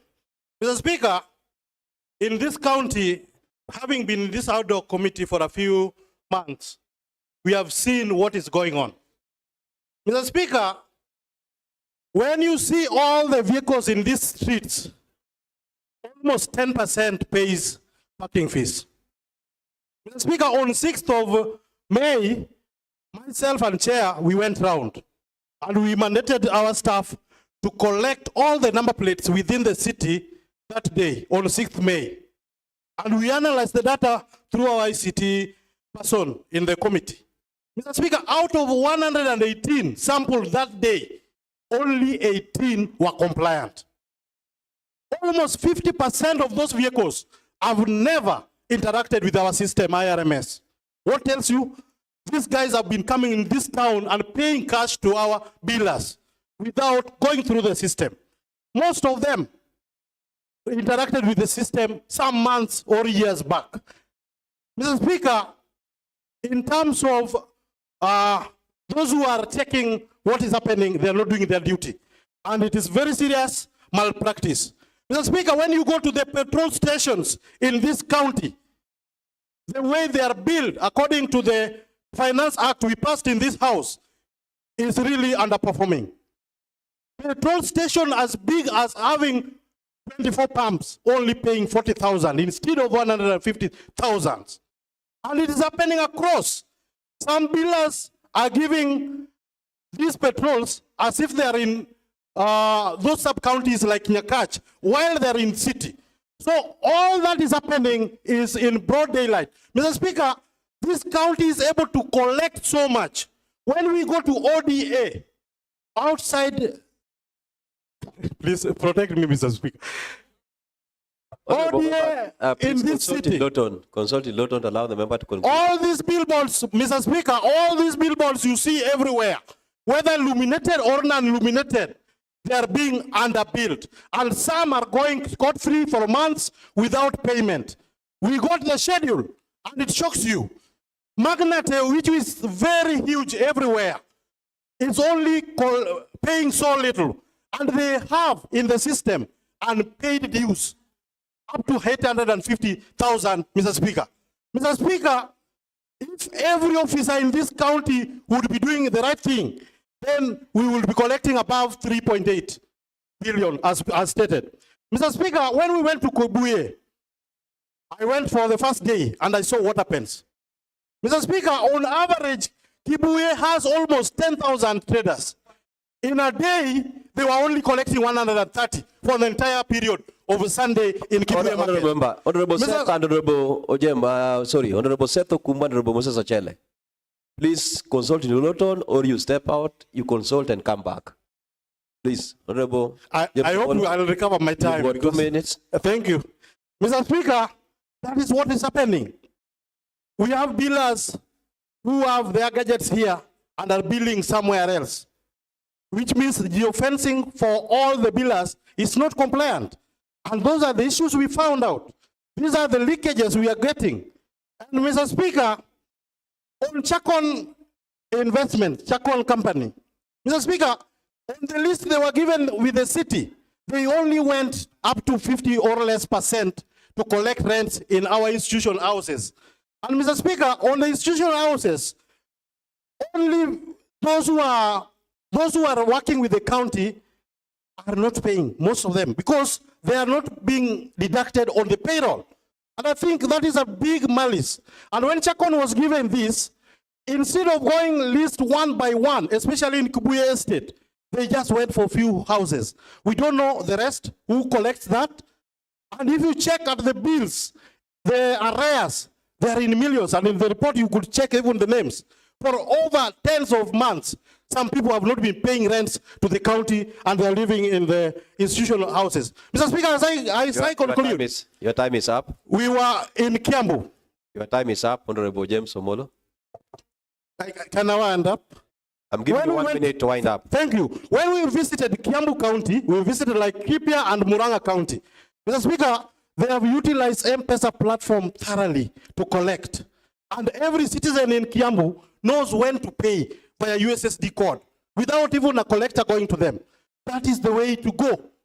And I think we can be leveraged on M-Pesa and make every citizen in this county to pay single business permits, any other that they can do on their own. And I think if we go that direction, we will really, I hope, we will really collect so much. Thank you, Mr. Speaker. Thank you, Mr. Speaker. Your time is up, Honorable Seto Kumu. Thank you much, Honorable Speaker. Honorable Speaker, I rise to support this report. Honorable Speaker, this report has very good recommendation, and I want to respectfully disagree with my brother, the Honorable Joachim Okech. It is very clear and evident in this report that the city cannot raise revenue, and we must relieve them of that. It is very clear that the mistakes done in revenue in the city has been done by the city manager. It's very clear in this report. One of them that I mentioned in this out, and my brother, you remember, was giving revenue collection to Chakon. And Chakon undercharging what was in the finance bill. Honorable members, we are giving revenue collection to Chakon. We are charging Chakon very little money, which the city manager knows, very little money. Then the Chakon now direct to the people who are using these facilities is overcharging. It's like we've given him an opportunity to make money, but still he undercharged what we are putting in the finance bill. This was done when the city manager was observing. Honorable members, we cannot agree anymore with this report when they went down to individual collectors and told that we found this particular collector, like the ones they've mentioned here, and they've gave reasons why they feel they need administrative action needs to be taken against them. For example, say, oh, no, they're saying he was soliciting bribe from construction sites and parking. They are saying Elizabeth Kakai was underbilling single business permits for petrol stations. We cannot continue to have funds collected for development and payment of services if we have people who are undercharging against the finance bill that we make in this county assembly. Honorable members, for all these things to work, much of our revenue comes from the city. And with a city manager that is not performing, we can choose that we won't have Order, revenue. Honorable Joachim, Honorable. We can choose Please not to consult have in Lawton. revenue. Consult in Lawton. Honorable, Honorable Joachim, you are a senior member of the House. You know the process. Order, Honorable Joachim. Honorable Joachim. Honorable Joachim. Honorable Joachim. Honorable Joachim. Mr. Speaker, I am on my feet. Honorable Joachim. Honorable Joachim Okech. You are a senior member of this House. Honorable Joachim. Honorable members. Honorable members. Honorable Joachim Okech, you are a ranking member of this House. And you know the procedure. If you want any amendment in the report, there is no problem. Provided you give me what you want to be changed, you get a seconder, I will allow for debate. But as the report has been tabled, we'll allow the members to proceed with the debate. You can mobilize the members to go alongside your thoughts. Not the way you are doing it. That is not procedural. Not the way you are doing it, Honorable Joachim. So you are a ranking member. Please follow the standing orders. Honorable Seto Kumu, I am giving you 2 minutes more. Chair, add me 3 more minutes because Joachim was really interfering. Chair, we are not talking about, we are talking about facts. We're not talking about whatever Joachim is talking about. It is true, and it's mentioned in this report. I don't know why they didn't doctor that. It is true that the city gave Chakon an opportunity to collect rent from Jomo Kenyatta Sports Center. And in that collection, they were charging, I don't know, very little from what you, as the chair of the budget, passed in this assembly as the finance bill. That's a fact. If you look at what we are charging Kadianga for that whole building, and everybody knows, how can we, that whole building, charge 50,000? And it's very clear in the finance bill, we agreed that we are supposed to charge it at a minimum of 75,000, which personally I felt was still less. Again, this is happening in the eyes of the city manager. So as much as you would want so many things, but I believe, and I know the honorable member will agree, that the honorable city manager has acted for so long. And it's just time for him to either say, if he wants this position and come before this assembly for confirmation, or he goes home and rest and focus on being the MP of game. He cannot chase two masters. He cannot want to be the MP of game and also be the city manager of Kisumu. He can only choose to be one thing. And that has to be decided today, and this House is going to make that decision. Honorable members, I want to agree with him again on one thing. The reason why we were pushing for this audit was we assumed that this money was lost when we gave Safaricom the opportunity to collect money through their system. And from your conclusion, I think I read you right, that 273 million that we claim to have been stolen is unsubstantiated. If that is true, then I don't know why you guys are having very harsh recommendations against the ICT directors. Because I felt it would have matched. If that money was lost, then we would have held them accountable. But if you are saying that money was not lost, it's unsubstantiated, and at the same time you are telling us to relieve them of their duties, then again, those recommendations in that particular aspect do not match. They do not match at all. On that, I want to disagree on that point. If no money was lost through the system, there is no reason for us to relieve anybody in the ICT of their jobs. Thank you so much, honorable members. Kevin Oraro. Mr. Speaker,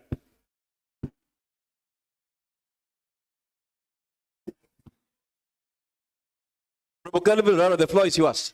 yeah, I was waiting for the House to calm, Mr. Speaker. Your time is counting.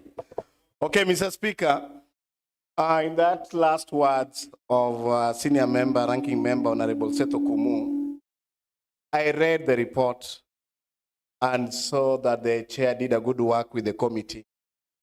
But to some extent in the recommendation, you could read that there are some things they were not sure of.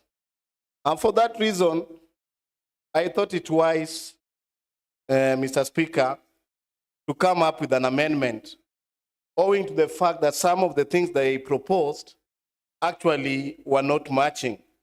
And for that reason, Mr. Speaker, I want to table an amendment that if you look at the paragraph 181 and 182, Mr. Speaker, of the ad hoc committee report, you'll realize that the committee has talked about Maureen Award, Director of ICT, Steve Agallo, and Lawrence Okungu, ICT.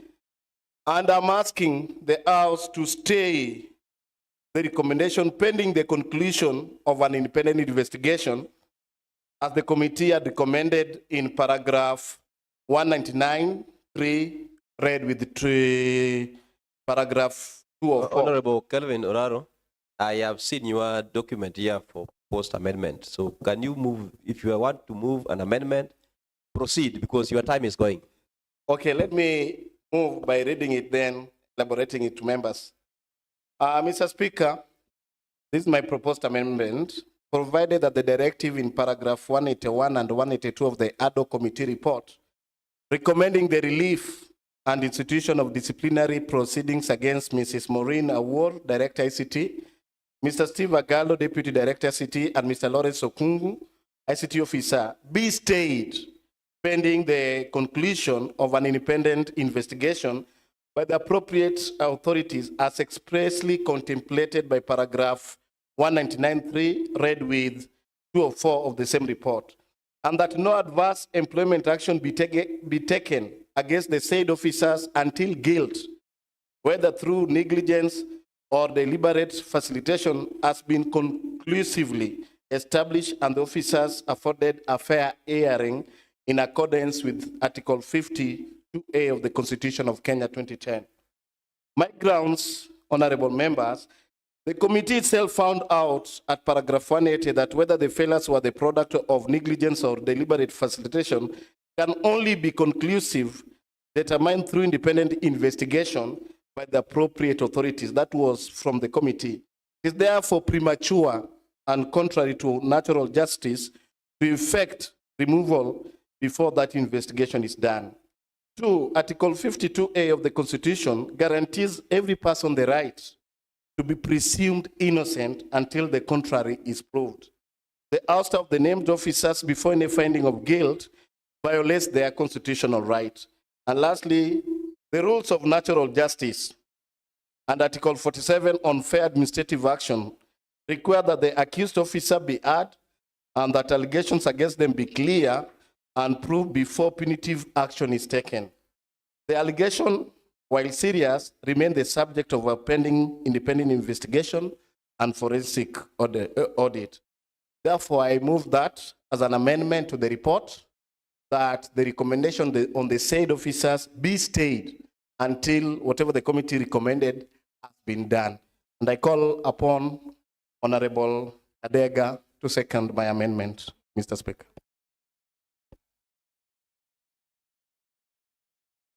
Honorable Adega. Honorable Adega. Is that Honorable Adega really?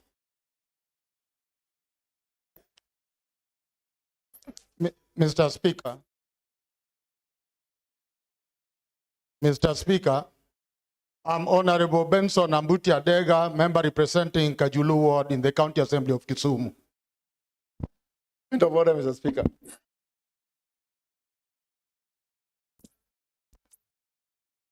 Honorable Adega, you know the rules of the House. You can step out and dress properly and come. Honorable Kelvin, you can have another member to second your motion. Okay. Mr. Speaker, I was not aware about how the member maybe is naked, but I hereby call Honorable Gado Lima to second this. Lima.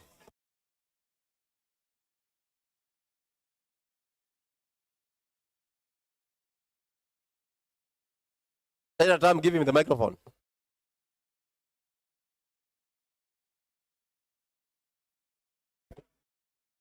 Thank you, Mr. Speaker. Mr. Speaker, I rise to second the amendment of this report. I want to say that the report that has been given by this House is a very good and very competent report. I want to congratulate the committee through my junior, Honorable Mbowade, for doing a good job. Mr. Speaker, we are in a situation... Mr. Speaker, is the member seconding or contributing? Honorable Mbowade. Honorable, God, proceed. Thank you. That's why I called him my junior. Thank you, Mr. Speaker. I didn't know that. One, Mr. Speaker, we are aware that we've been losing revenue in this county. And so much that when this investigation started, we've received almost double collections by the committee just going around. And therefore, we have an opportunity to even collect more if the recommendations in this report are done and completed. Mr. Speaker, on what Honorable Kelvin Oraras brought as an amendment, Mr. Speaker, looking at the person bearing responsibility, that is the director ICT, the deputy director, and an ICT officer. Mr. Speaker, you are aware we've been complaining to this county that we have lost 273 million in a way that was not known. That some transactions were deleted by Safaricom and all that. I'm happy that the committee went around, talked to Safaricom, talked to all these officers, but found that one, all those transactions were not deleted. They were archived. And when they checked on them, none of revenue was lost through that archiving. It was only duplication of invoices that happened in the system. And therefore, reconciliation at the Treasury was not very easy for the internal auditors and the department. Mr. Speaker, if you look at all those transactions, and as you are aware, if you're using a USD code or you have to prompt somebody, once they don't get the prompt, they don't pay. So you find people in a market like Kibuye, you prompt somebody like 5 times on the same transaction, but they only pay 1, the 4 will be pending on the system. So when you look at the system, you see the transactions, but when you look at the payment, it's only 1.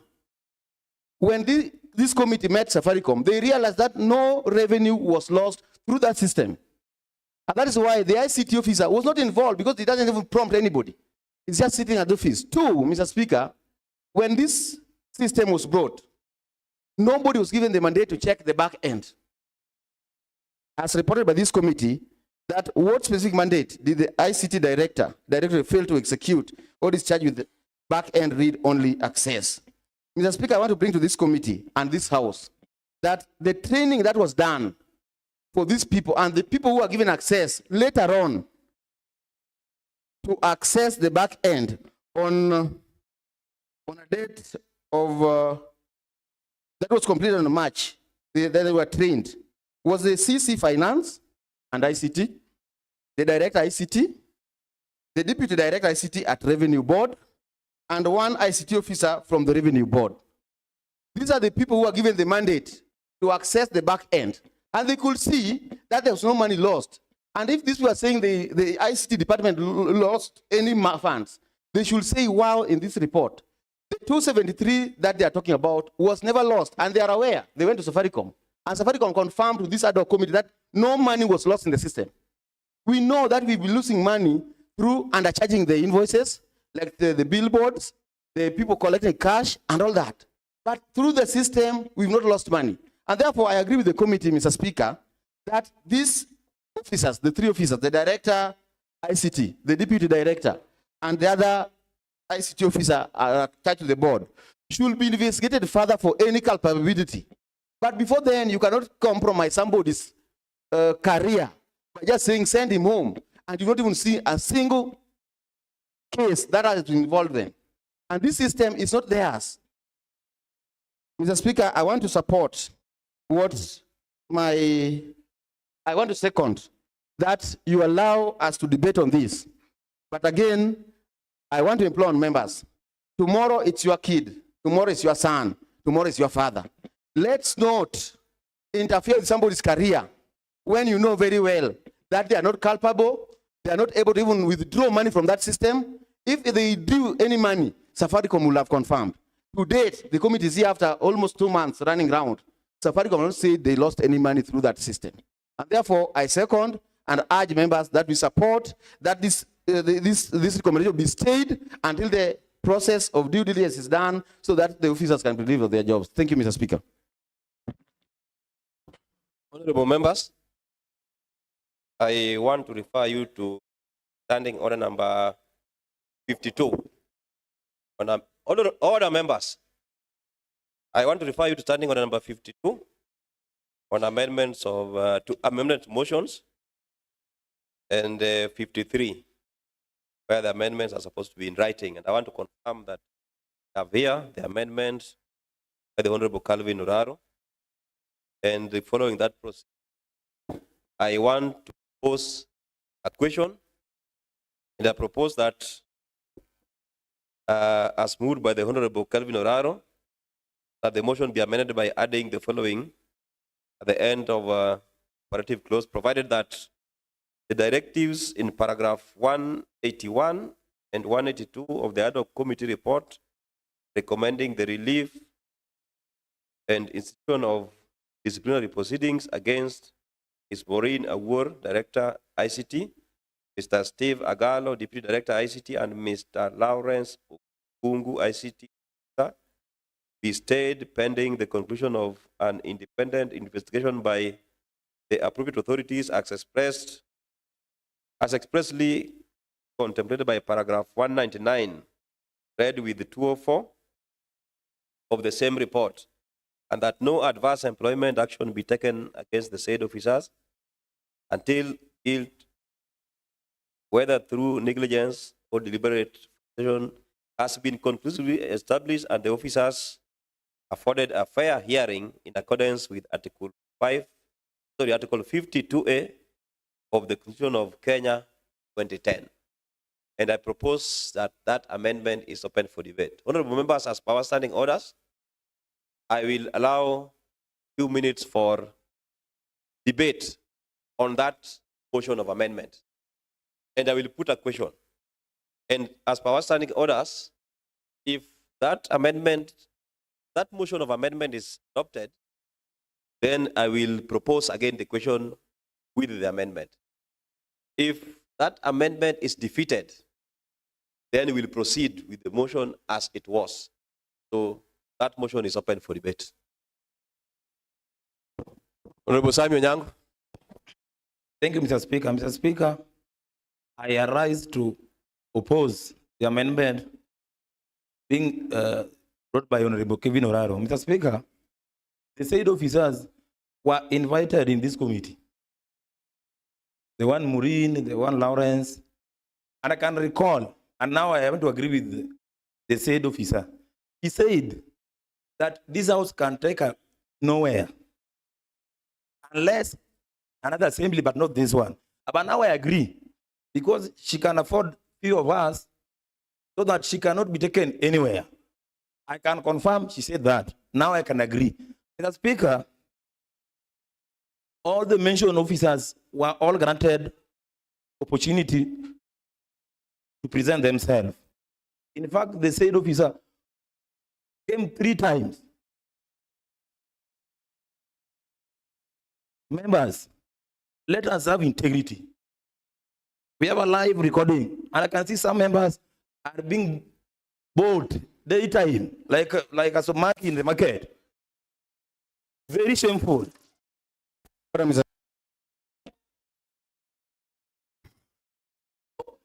Honorable God, you already gave your times. Honorable Seth Okumu. Mr. Speaker, Order, Honorable statement of facts. Order. Thank you so much, Honorable Speaker. Honorable Speaker, I rise to support the motion by the Honorable Raro. Honorable members, we have to be fair in all our activities and what we do in this house. And in this house, I think we should depend on facts, not emotions, not what people feel, not what somebody said. If the ad hoc committee went through the system and has said in their report that the claim that we lost 273 million in the system is unsubstantiated, then to me, honorable members, I find it unfair to convict those officers. If they told us here that somebody was redirecting money from the system, that the system collapsed because of them and we could not get money, or there is something that happened and they could not interfere, they could not correct because of the system and we lost money, it would have made sense. But in your own report, you have said that the money that we claim to have been lost is not lost. We don't want to behave like the Jews. Even when they were before the judges, and the judges told them, you know, Jesus had done nothing, but they just insisted, let's crucify him. I don't believe this is the situation where we are and where we just insist, let's crucify these people. Your report vindicates those officers. Let's focus on facts. We want revenue. Revenue must be collected, and if it's collected, it should not be stolen, and if it's stolen, then we take action. On this one, you are saying there's no revenue that was stolen, but you say we need to punish this. Honorable Speaker, it will be very unfair. Very unfair for this House. There are other recommendations in this report that if we follow, we will have improvement of revenue in this county. But I don't believe in indicting these people just because they said this House can take them. No. If this House wants to take them somewhere, then let's find fault. If there is no fault, let's not take them somewhere just because we feel we are an assembly and we can take people somewhere. Let's be fair. Like they mentioned, this House is like a high court, a pseudo high court. And you have to be fair, your submission and your judgment. On this one, honorable members, I agree with the motion by the Honorable Raro that the report alone tells us not to do anything to those officers because we lost no money. Thank you so much, Honorable. Honorable Karen. Thank you, Honorable Speaker, for the opportunity. Honorable Speaker, I rise to support the motion by Honorable Kevin Oraro. Honorable Speaker, I was not in the ad hoc committee.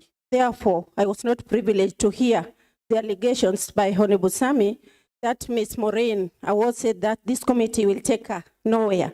But going by the recommendations, even the observations of this report, I don't see any reason why we should relieve the officers of their duty, because the 273 million, which was supported to be lost through the system, they find it to be there.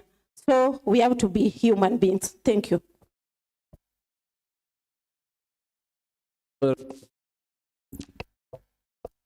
Honorable Dega, then Honorable Nyao.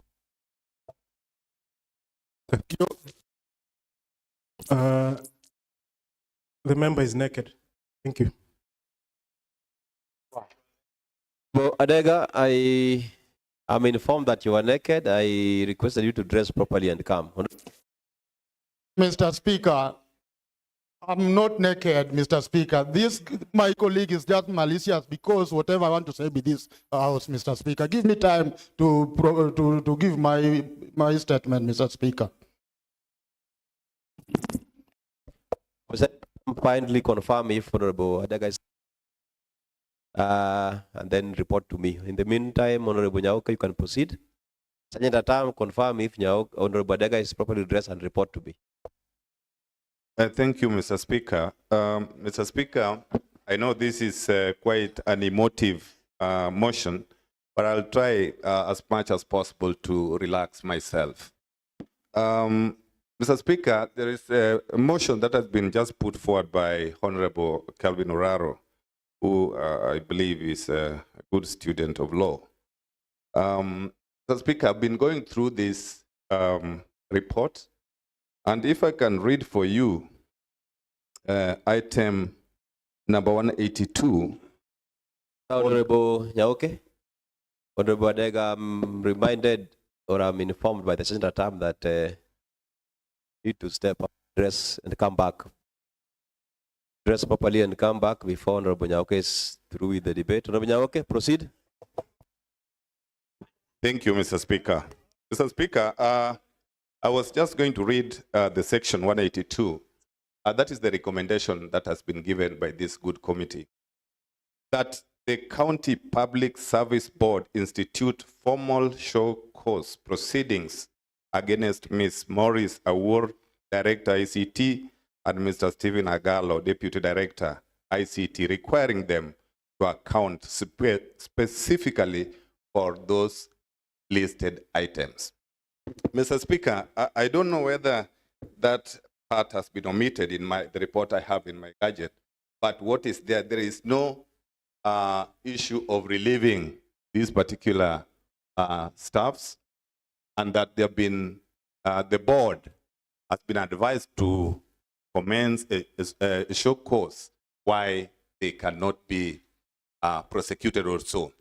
So, Mr. Speaker, to be clear on this, I think this is where my colleague Kelvin Oraro, Honorable.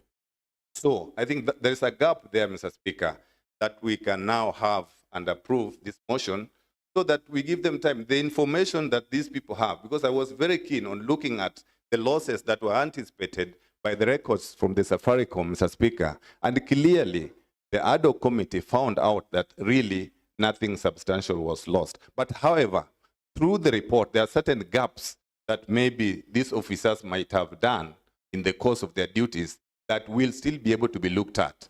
So in this case, in that few regards, Mr. Speaker, because of time, I just support that motion so that we see the way we are going to end with it. Thank you, Mr. Speaker.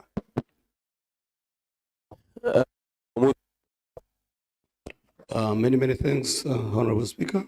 To my colleagues as well. I arise here to oppose the amendment of that section of the report by my colleague, Honorable Kevin Oraro, on grounds specifically that the very capable committee have their very good reasons of this recommendation to dismiss the culprits or the involved. The reason being, these are the staff who are in charge of the system. Any underbilling passing through this system, they will notice automatically where somebody is supposed to pay 75,000, people are paying 50,000, and they are noticing this thing in the process, and they end up that they are innocent. Is it true? It is not true. So I oppose, and I oppose, and I oppose. Finally, we are not here for sectarian sections. Some of us, like Moroni Core Ward, where I represent, has got totally non-interest apart from the revenue that is getting lost here. If you had some meetings in some cave in this town, please forgive us. We need to get to involve ourselves into those. We are strictly going by what is indicated in the report, and the report is very accurate, Mr. Speaker. Thank you. Thank you. Many thanks, Honorable Speaker.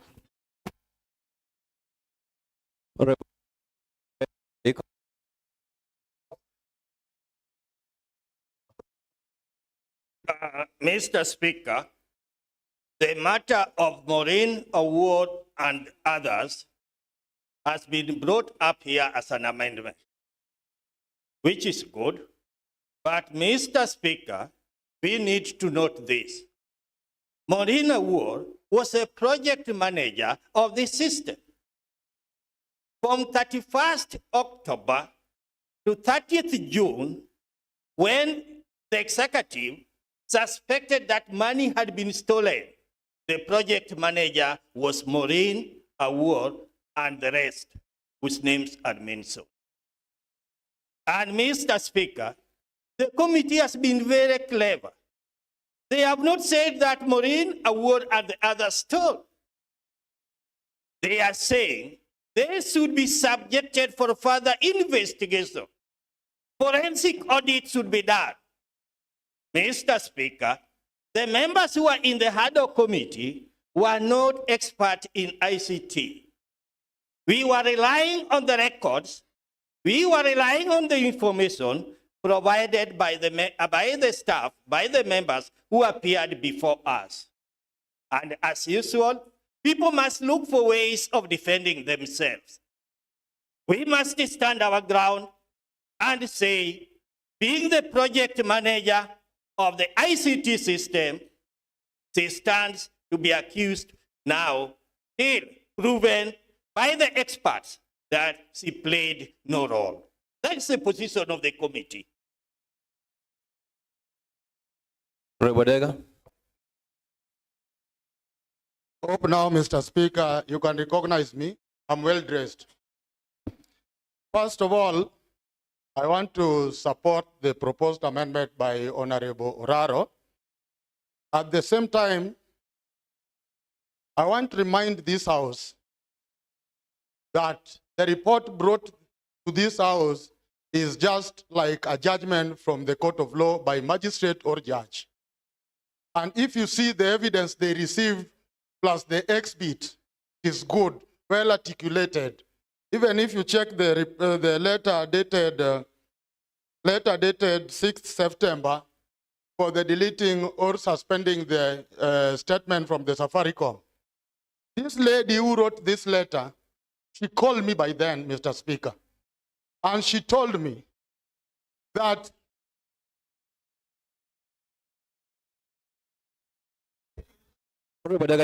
protect me, Mr. Speaker. Time is moving. The floor is yours. So, she said that she had been forced to write this letter and she refused. Later, the letter was drafted to her and signed. After that day to today, she's nowhere to be seen. May her soul rest in peace, Mr. Speaker. Mr. Speaker, as I said earlier, this thing is just like a court judgment. When you have been given an exhibit and you take the exhibit for forensic assessment, you can't convict the accused before getting the full report.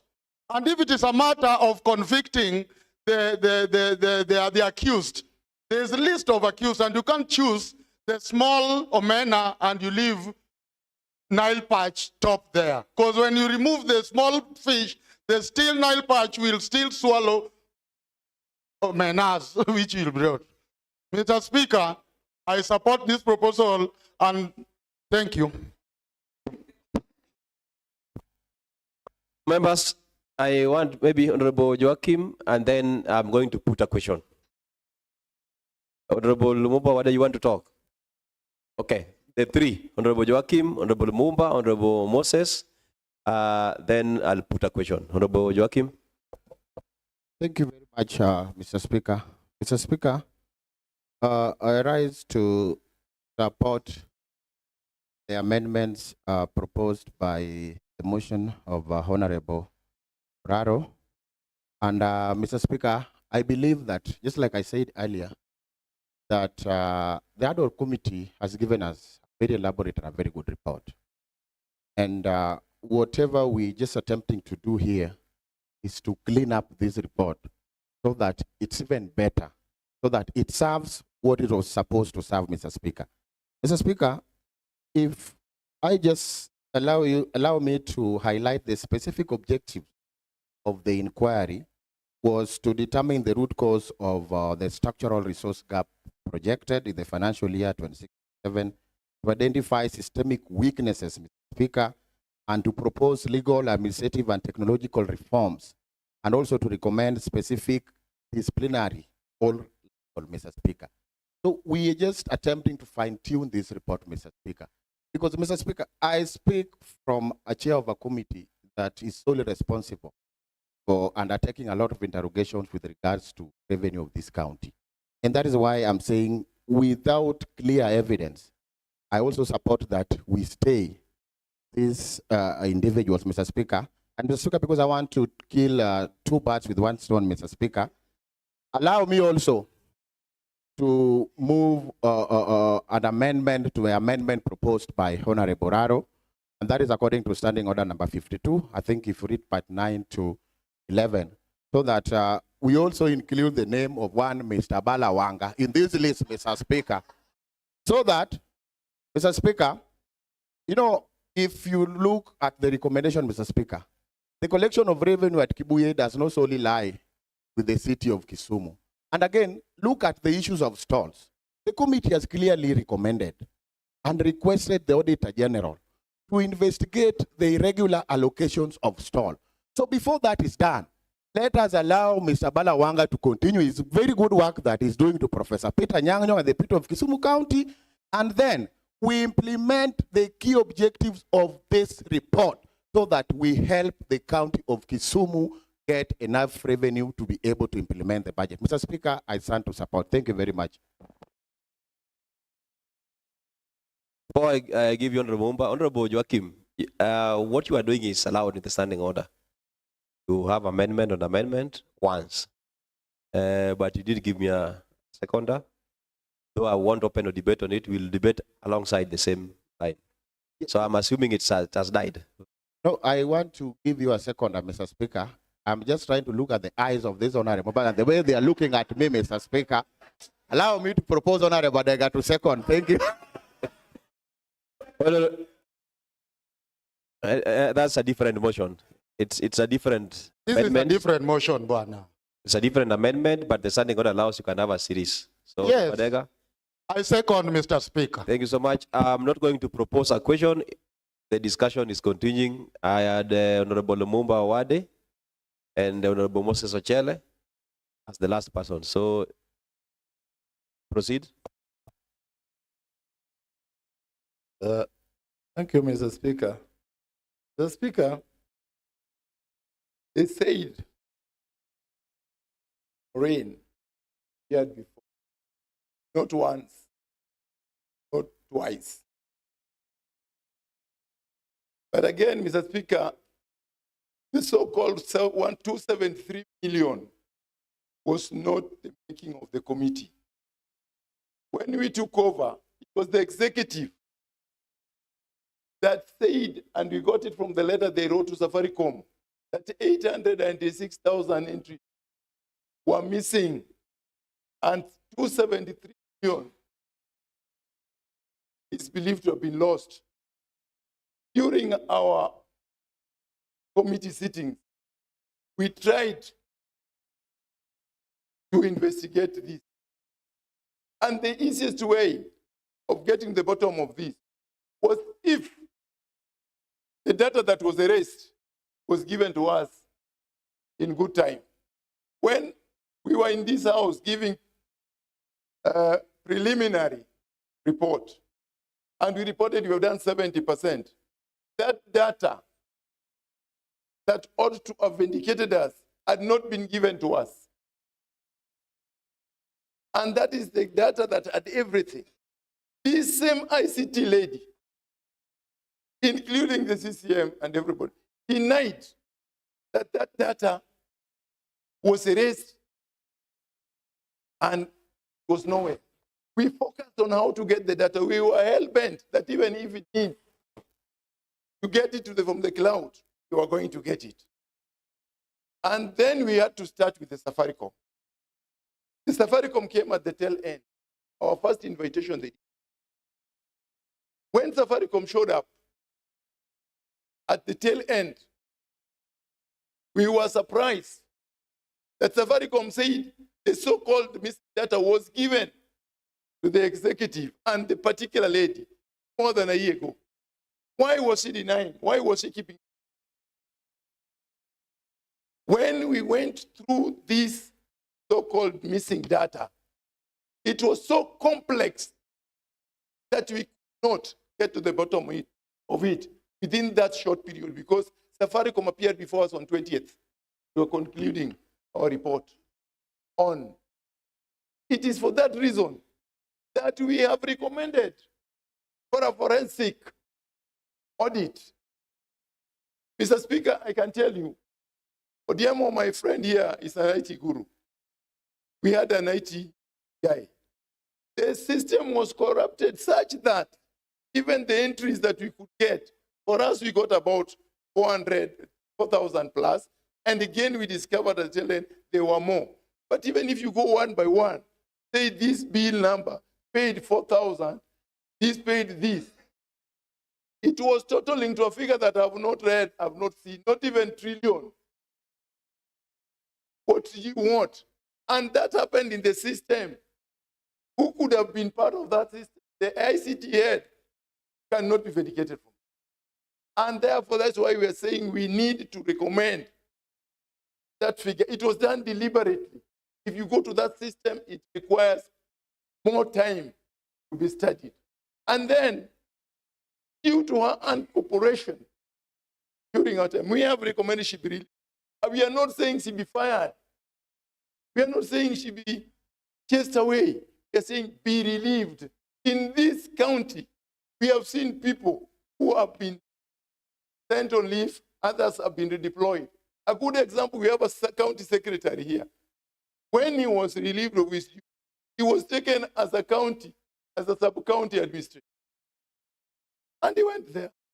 What we are saying, let him be relieved of his as the ICT director to pave way for investigation.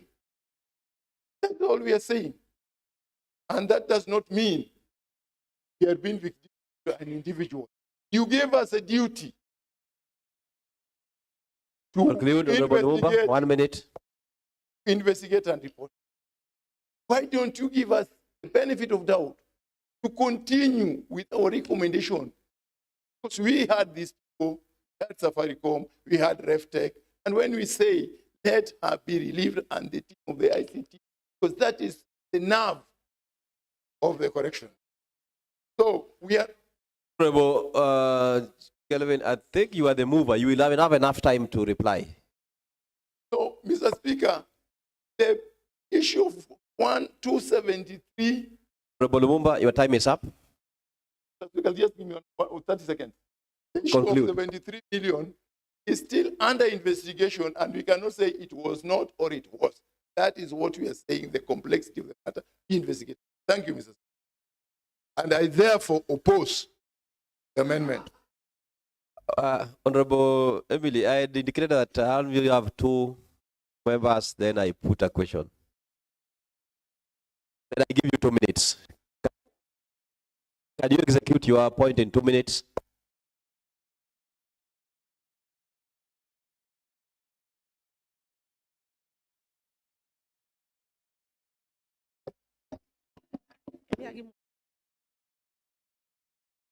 Thank you, Mr. Speaker, for considering gender in this discussion. Actually, I look around and see the way people are debating over this matter, the amendment that Honorable Kelvin Oraro has just mentioned. And I really feel sorry because if I read this report, I feel we are targeting the small fish. Where are the big fish? This Marine Award was acting under someone's direction. Who is her boss? Where is the boss in this amendment? So Honorable Kelvin Oraro, if you have to do the amendment, let us do the right thing. Marine Award has a boss, who I guess should be the CEC for finance. If you have to amend that recommendation, include the CEC for finance to also step aside and be investigated. I think, Mr. Speaker, if you allow me, please, let me also add that amendment on that recommendation. Just to include the CEC for finance to also be part of that list that need to step aside for investigation. Otherwise, thank you, Mr. Speaker.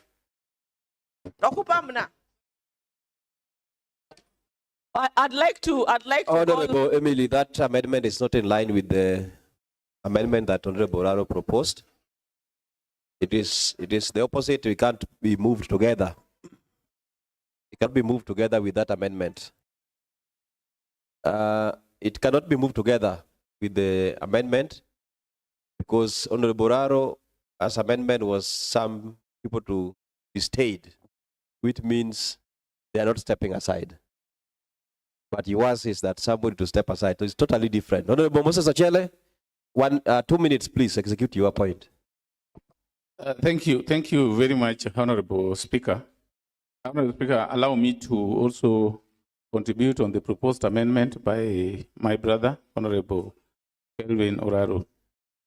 And Mr. Speaker, I want to start by commending the committee for doing a thorough job.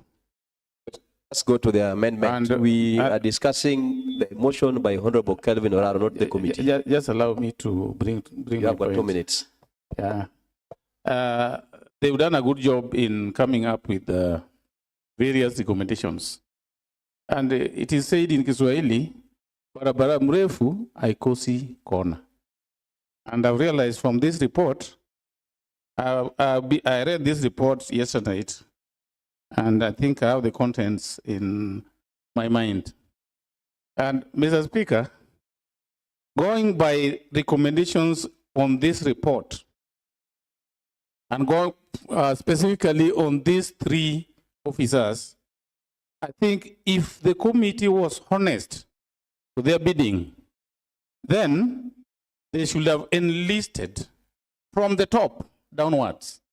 The top in the Department of Finance and ICT is not director. In that hierarchy, we have the CCM, we have chief officer, then we come to the director. We cannot clearly state that a junior officer as a director is more culpable than the CCM. It's more culpable than even the chief officer. And Mr. Speaker, going by the figures stated, that 283 was lost. And the committee, in their own indication, they say that that allegation has not been substantiated. If it is not being substantiated, why is the chair insisting on harsh recommendation to an officer?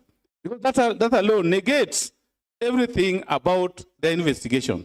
Finally, Mr. Speaker, in the report, about 880,000 data was deleted. Who authorized this? The then CEC, the then, not CC, pardon, the then Chief Executive Officer, the late Madam Benta, did a letter to Safaricom to authorize them delete 880,000 bulk of data. That data deleted is what amounts to the proposed 278 million to have been lost. Now that that money has not been lost, the data deleted, no money lost, why are we being harsh to some of these officers? If someone is directly linked to financial misappropriation, then that is very okay. But here is a case where we are talking of rumors. One member of this committee says, she told me, this house cannot take him somewhere. The chair says she was difficult, not cooperative, not indicated in the report, Mr. Speaker. If they indicated that, then I think as a house, we will have seen this lady very much capable. Otherwise, I beseech members, let's emotions cool. Let's be sober and take case by case, judgment by judgment, to give what is due to Caesar. These 3 officers, as we sit, are innocent until system forensic audit is conducted and serious finding links them to any loss which is not in the report. Thank you, Mr. Speaker. I support the amendment.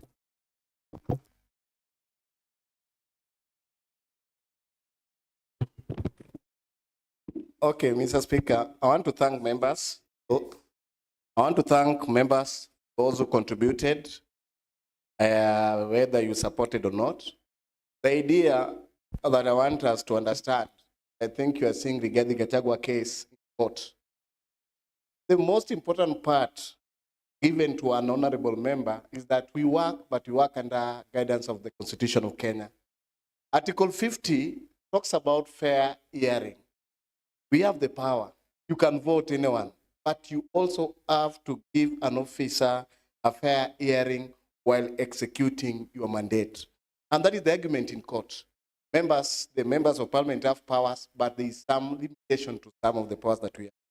I've listened to the contribution, and I want to tell my friend Honorable Sami that in assembly or in any court, hearsay, we don't work with hearsay. Whether he told you where, whether she told you what, when it comes to assembly, we don't talk about hearsay. We talk about facts and evidence. So for that reason, that cannot be the reason why we can recommend for her to be punished. I had Honorable Nyaoke questioning the part, and if you look at the report, because the recommendation was being repeated, if you look at section 191.8, you'll realize that there's also that part of recommendation. If you read it all, you'll realize that there's that part that is recommending for them to, for them that are gross incompetence and a formal disciplinary proceeding be instituted against them. You realize that you have one recommendation that tends to contradict the other. And for that reason, my prayer was very simple.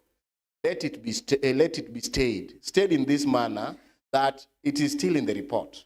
But let us punish these people after investigation done by independent authority that you had even recommended in the report. So that from there, you can say, time is up. She's guilty or not. Thank you, Mr. Speaker. Honorable Joachim, 2 minutes.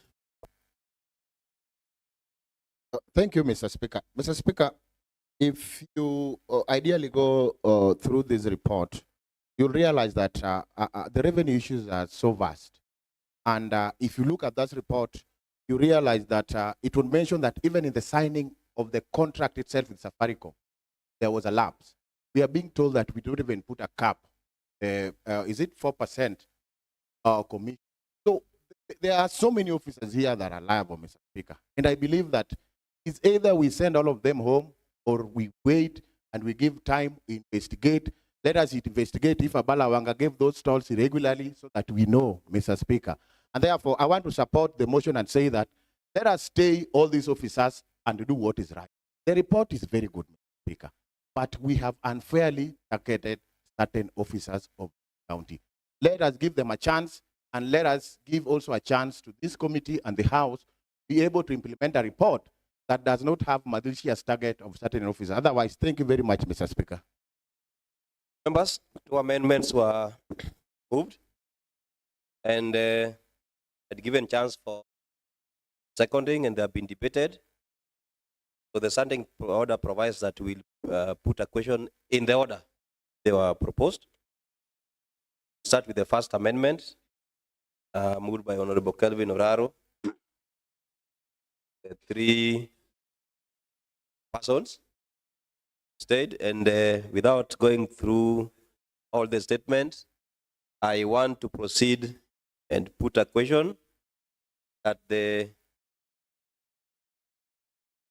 for those who are of the opinion that the motion moved by Honorable Kelvin Oraro, that the motion be amended by adding the following at the end of the operative clause, that is, provided that the directives in paragraph 181, 182 of the ad hoc committee report recommending the relief and institution of disciplinary proceedings against Maureen Awuor, Director, Mr. Steve Agalo, Lawrence Okungu, pending the conclusion of independent investigation by the appropriate authorities as expressly contemplated by paragraph 199 read with 204, that no adverse employment action be taken against the state officers until guilt, whether through negligence or deliberate falsification, has been conclusively established, and the officers afforded a fair hearing in accordance with Article 2A of the Constitution of Kenya. Or as many of the same opinion that that motion be adopted, say aye. Aye. As many of the opinion say Hey. Please let go off the microphone. Only my microphone will be on, so I'll repeat the question. As many of the opinion that the motion be adopted, say aye. Aye. As many of the contrary opinion, say nay.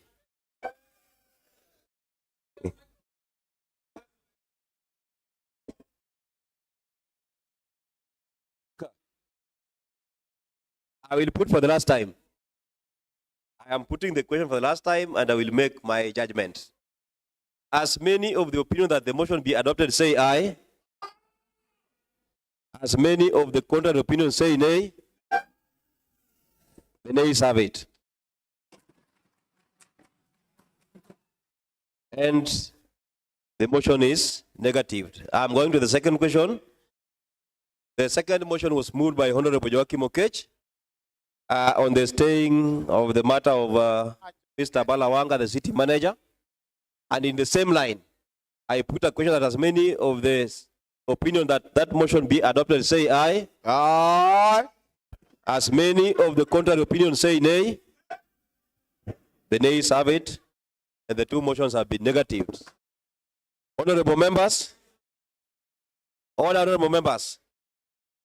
it therefore means that the motion remains as was moved.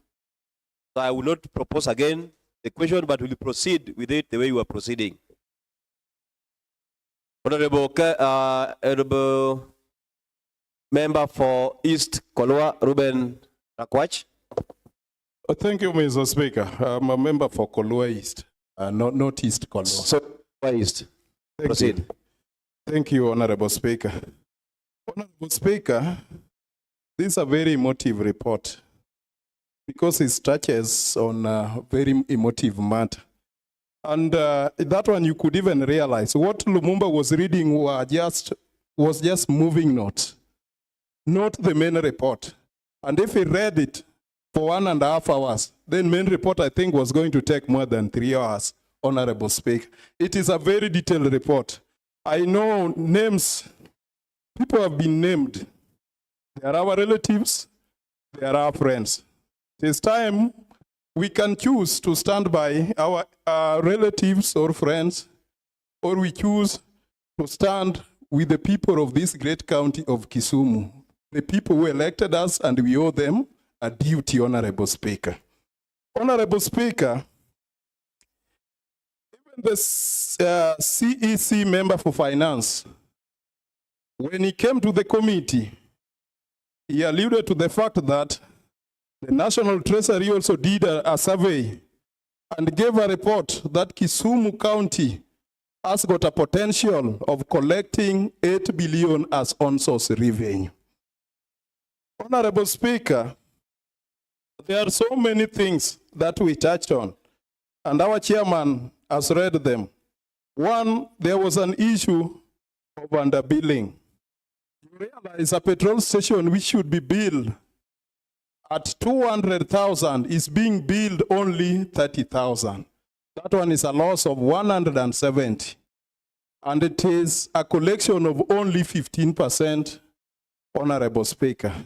Cumulatively, if we can only collect 15% from maybe one premise instead of 100%, then you realize what we are collecting is not even half of what we are supposed to get if our collectors uphold integrity, Honorable Speaker. Honorable Speaker, there was a report in the system that we were given by the same county revenue board, that there was a day in Katito, several collectors collected only 50 bob, the whole day from morning to evening, 50 bob, and it was not one collector, there were a number of collectors, Honorable Speaker. These are people who are earning over 20,000 in a month. So there is even no need of deploying these people to go and do collection, and you pay them 20,000 if they can only bring 50 bob per day. 50 bob per day in a month converts to only 1,500 shillings, Honorable Speaker. So you employ somebody to collect for you 1,500 and you give him 20,000, Honorable Speaker. Are we being realistic? Are we being truthful to the people of this county, Honorable Speaker? Honorable Speaker, we realized there was a collection of cash from unstructured streams. Realize somebody is in the market, then he just decides to collect cash.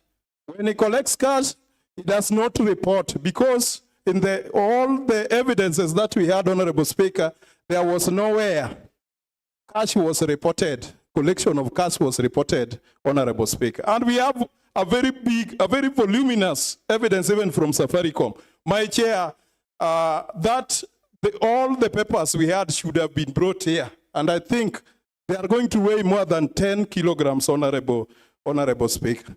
Honorable Speaker, we have signages, we have billboards. That is where we have got a lot of revenue. And you realize there is a lot of underbilling. This one can be cured partly by even putting the durations that the billboard owners have paid for, Honorable Speaker. And even putting, if we can even display the amount, we can correlate it with the Finance Act, Honorable Speaker, and see for ourselves if at all our people are doing a good job or not. Honorable Speaker, we realize it is a combined effort, and as my neighbor, Honorable Billy, put it sometimes back, that it is like the system was designed to steal, Honorable Speaker. It was a combined effort, because you realize the lowest person is doing something, someone in the middle is also doing something, and it was very messy, Honorable Speaker. The issue of sweeping of money from the collection accounts, we have two collection accounts, one at the KCB, another one at Coop Bank. Every evening or every midnight, everything that is in that account should go to the RF account.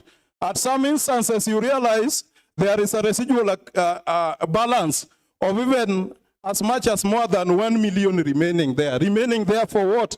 That is why we recommended that those accounts be reconciled. We get full statement so that we know where these residual balances go, Honorable. And when we invited the board, even the person in charge could not even explain. He said the system is partly automated, partly human.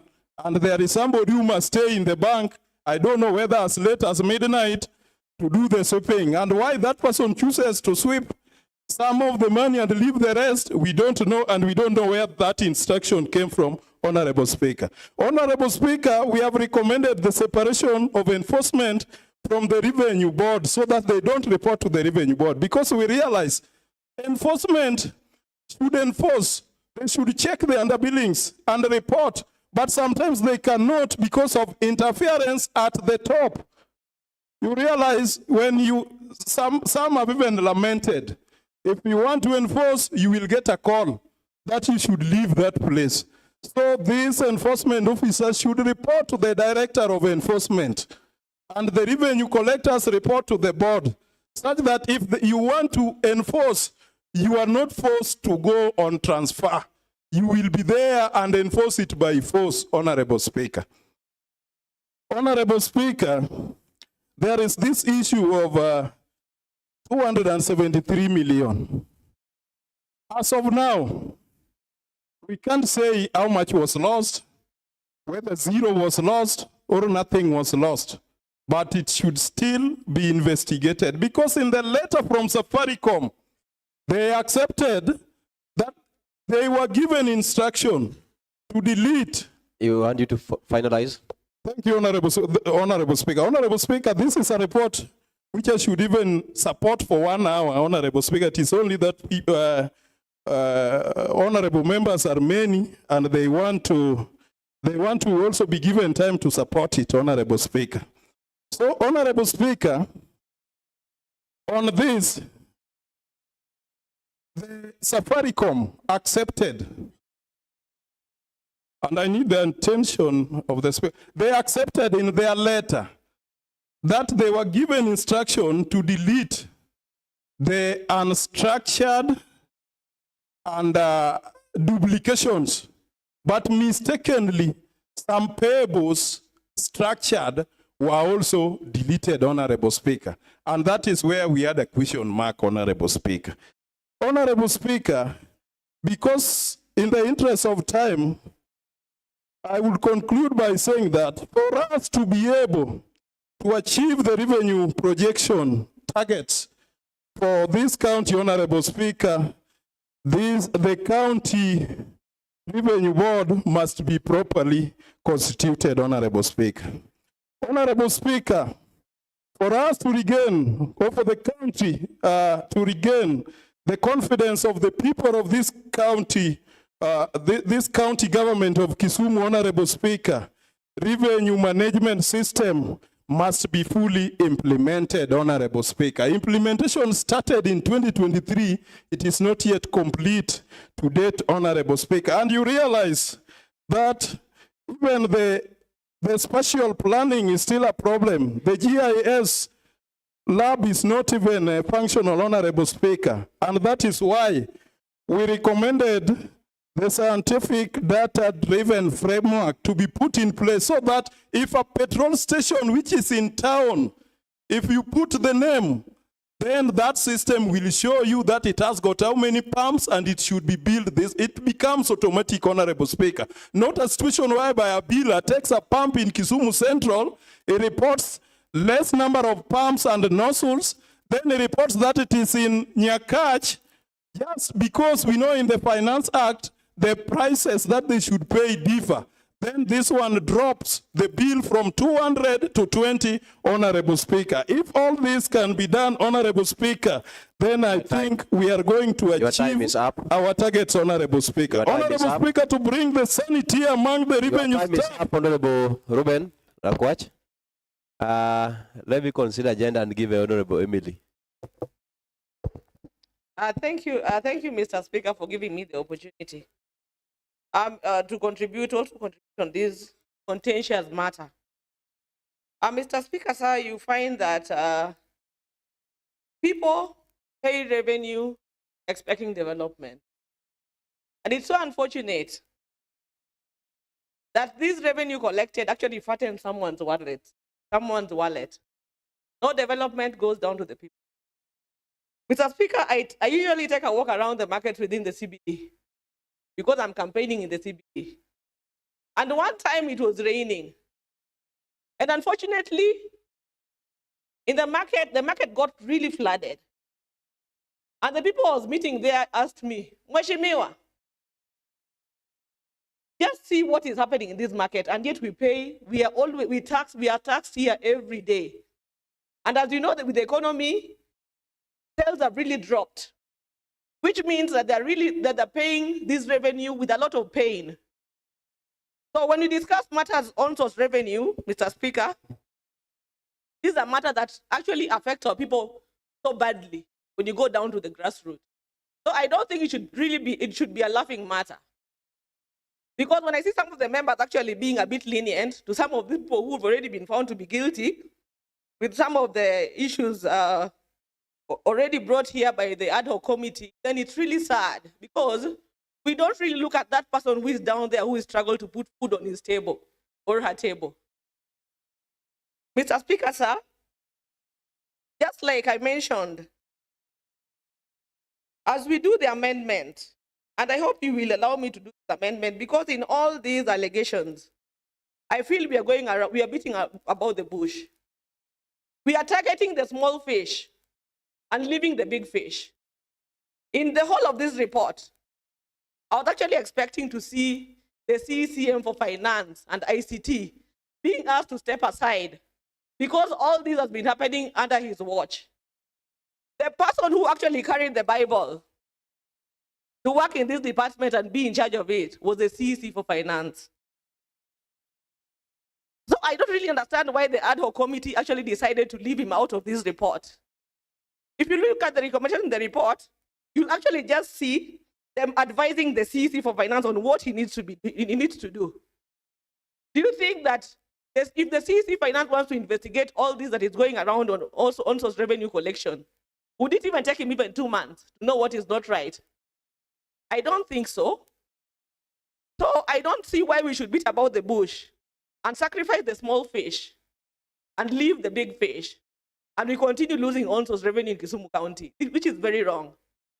So, Mr. Speaker, please allow me to also bring up my amendment on this recommendation number 6.2 on revenue system integrity and accountability, part 4, that states that following a comprehensive review of the performance and operation operational oversight of the county directorate of ICT. The committee establishes that the directorate as an institution failed to adequately monitor, audit, and warn the county government. Honorable Emily, Pardon? are you moving an amendment? Yes, I'm moving an amendment. You need to share with me the amendment. The amendment is on the committee recommendation number 6.2, part 4. Honorable Emily, I want to refer you to numbers. Can you read starting on number 53? I want to propose an amendment, Mr. Speaker, sir. That's why I'm guiding you. But please read starting on number 53. Yeah, we'll stand.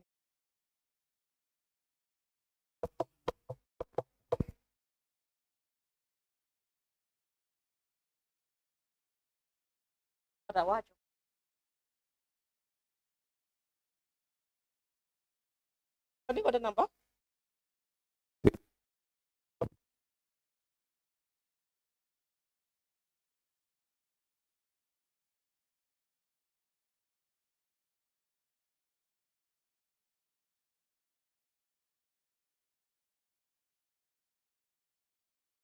Mr. Speaker, it states that I need to do it in writing.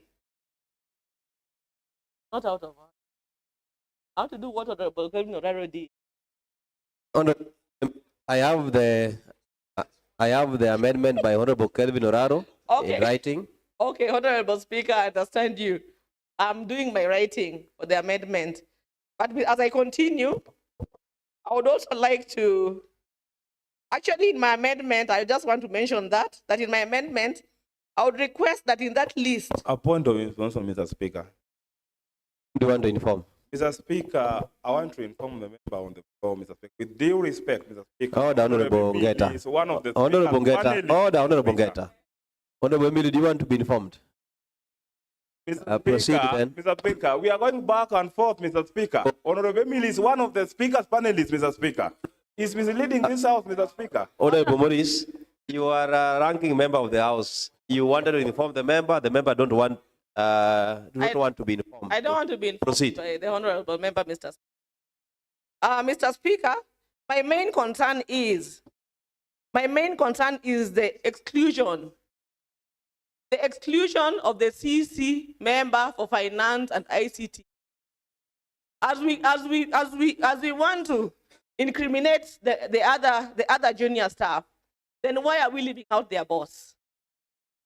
If something goes wrong in the house and you're the head of the house, you should actually be the first person to know that there's something going wrong in your house and you correct it. If he brought this to the assembly before the ad hoc committee started investigating, then we could have actually saved him from this. But otherwise, I don't see why the ad hoc committee went around, beat about the bush, and exclude him in all the recommendations. They only gave him advice on what he needs. They just it's like they were telling him, they were actually guiding him on how to carry out his responsibilities, which I find very wrong.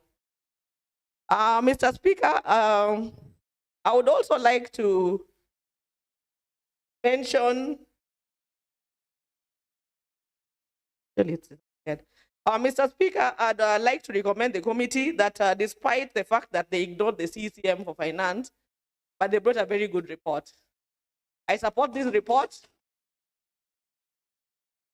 because going by what the chairman actually submitted, that revenue has actually shown a very good trend on the upward.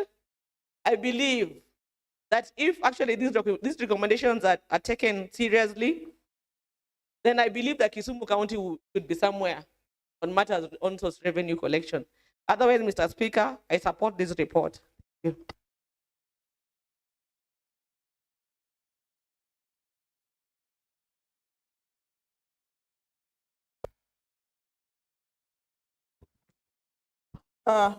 Mr. Speaker, allow me also to stand and raise my voice on this report. It's a very detailed report, 770-something pages, Mr. Speaker. Despite the fact that the report was shared barely 24 hours before the debate, that would have allowed sufficient discussion on this report. I can see members have burnt their midnight oil to look at the report because I can hear them deliberating very well on this report, Mr. Speaker. Mr. Speaker, where I come from, they say, and I want to quote Mr. Speaker, where I come from, they say, Isuche ebole ekianga nende omurwe. And where my father comes from, they say, red chako top giewie. So, Mr. Speaker, in this report, Mr. Speaker, allow me go to recommendations. A point of order, Mr. Speaker. Mr. Speaker. What is the point of order? Mr. Speaker, the honorable member is Mr. The House that where she comes from is different from where the father comes from. We believe that where people come from is where the fathers come from. Mr. Speaker. I leave that one to her to to justify. Mr. Speaker, I come from a village called Ebuiranyi in Luanda. My father comes from a village called Kamser in Kindube.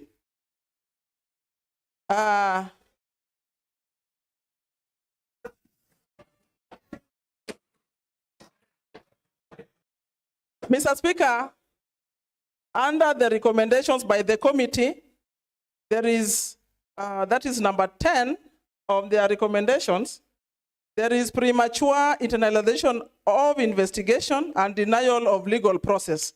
And Mr. Speaker, they say, and I read, notwithstanding that the CCM Finance is himself a subject of findings and recommendations in this report, the committee observes that the investigation into the alleged revenue fraud was conducted internally by the county executive with the CECM Finance as the team leader.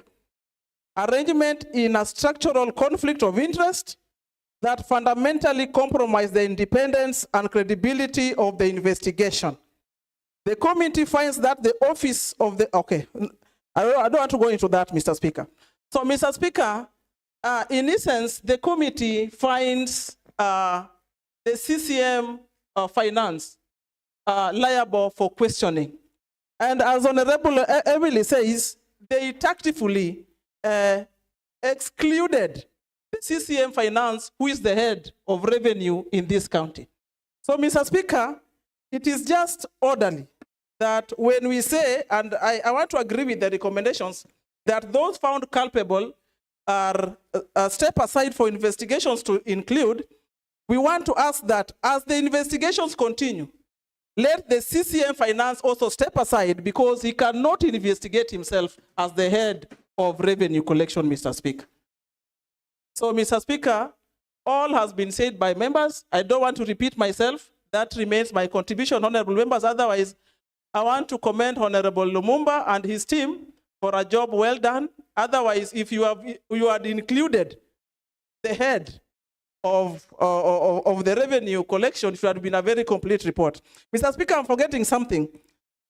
I know the House expected this debate to go a certain way, especially in regards to the acting city manager. And I can't see my brother, Honorable Joachim here. But Mr. Speaker, I was wondering why the committee did not separate the office from the person. You see, the city manager is a messenger of the city board. And I was looking at the JDs of city manager as was prescribed by Kisumu County. And Mr. Speaker, all that Abala is charged with is the responsibility of the city board.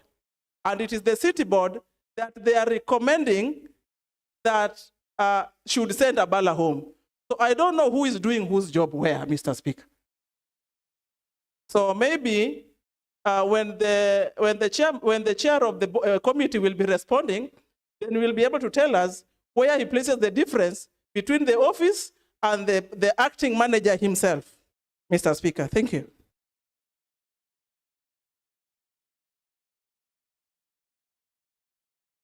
For those who are up, I'll give Honorable Benny Peter will start, then Honorable Bongeta. Then after Honorable Bongeta, we'll have Honorable Were. From Honorable Were, we'll go to Honorable Okay, let me leave it there because I'm seeing the other members are coming up. So from that, I'll give another round. So Honorable Benny Pete. Thank you, Mr. Speaker. Mr. Speaker, I also want to give my contribution on this report. And I'm asking the honorable members that we talk for the benefit of the common man of Kisumu County. And let us address this report as if we want to improve the financial collection in Kisumu County. And this will help our people down and will also give us some legacy that there was a time we made a good decision. Mr. Speaker, Kisumu County government under Professor Nyong'o has tried to improve revenue collection under ICT, digital system. The first attempt was by Riverbank, and I think it failed. The second attempt was by Strathmore, that equally failed. The third one was that the Safaricom was now brought on board to help us collect our revenue digitally. Mr. Speaker, as records stand, this was a system that started 31st October 2023. By 30th June 2024, the system was manipulated. And this was reported by the Minister for Finance, the cabinet. Then the cabinet took decision. If the minister reported this to the cabinet, what have we found out from this report? There were staff who are involved. What action has the county government taken against this staff? Mr. Speaker,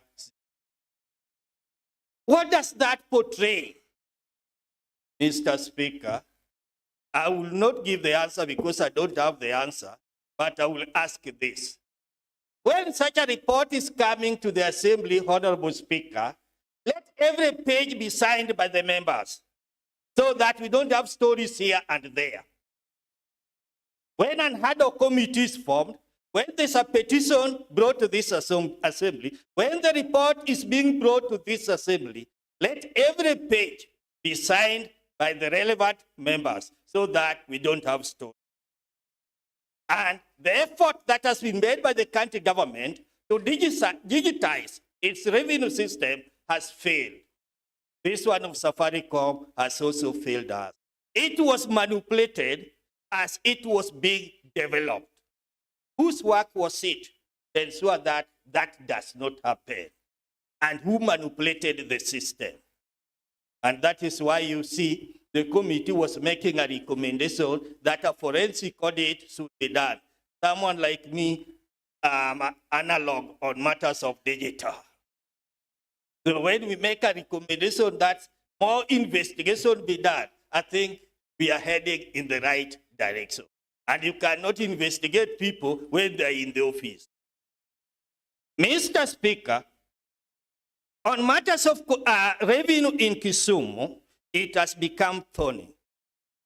The records show that we are not able to collect enough revenue. Why is this happening? Because of fraud, pilferage, and financial manipulation from time to time. Now, the Minister for Finance is a very proud man that the last financial year, Kisumu County collected 2.4 billion. He's a very proud man. Safaricom is also a very proud institution. They have helped Kisumu County to collect their revenue, and the collection has gone up to 113%. Mr. Speaker, in the committee, we had some of our boys who have done some little accounts, finance, and digital. They analyzed the 2.4 billion. 1 billion during that financial year was collected by Russia, Jaramogi Oginga Odinga Teaching and Referral Hospital. 900 million was collected by the health facilities. That is 9.4 billion. The 500 million was collected from the other revenue streams.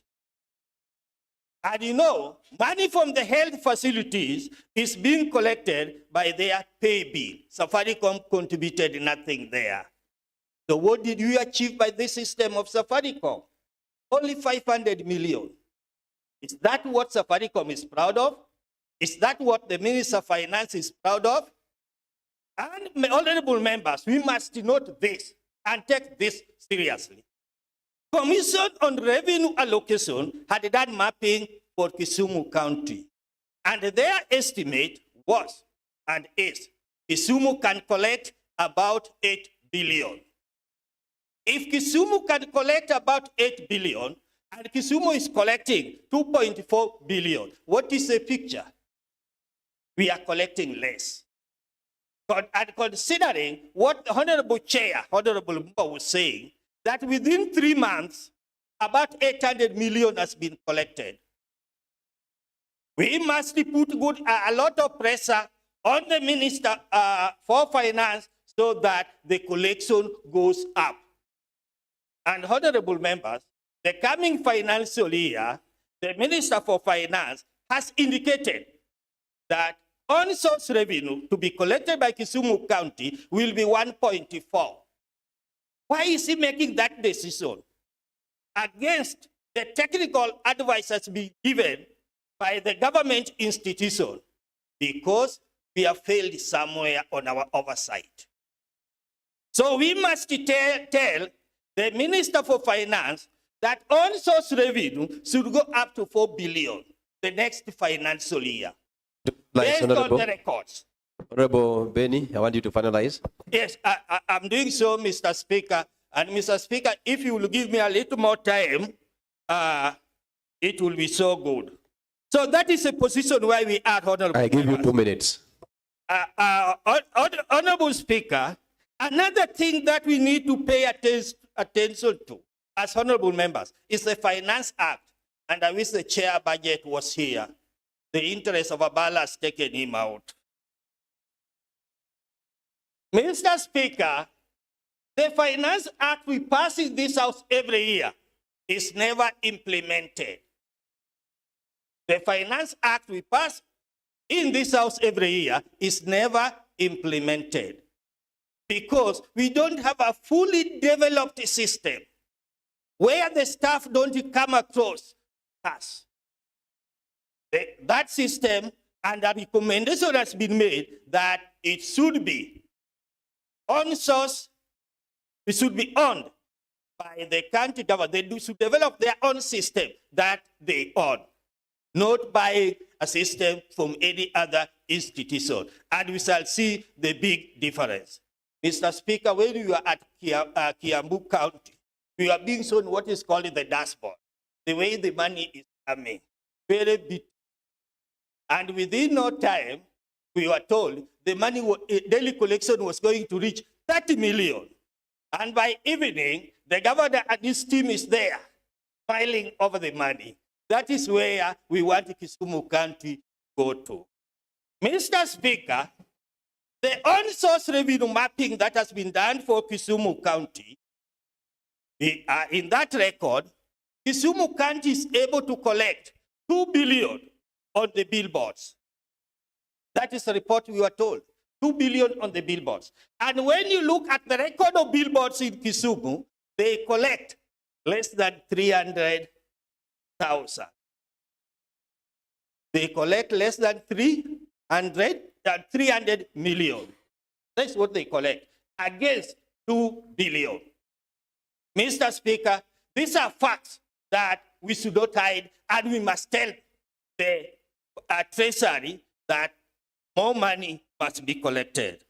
Mr. Speaker, on Chakon, that an individual officer gave powers to collect money, and we are being told there was no agreement, there was no word. When we look at the records of Kisumu County, The 2 minutes I added you is over. Maybe you can whisper to the next person to give you Honorable Ongeta.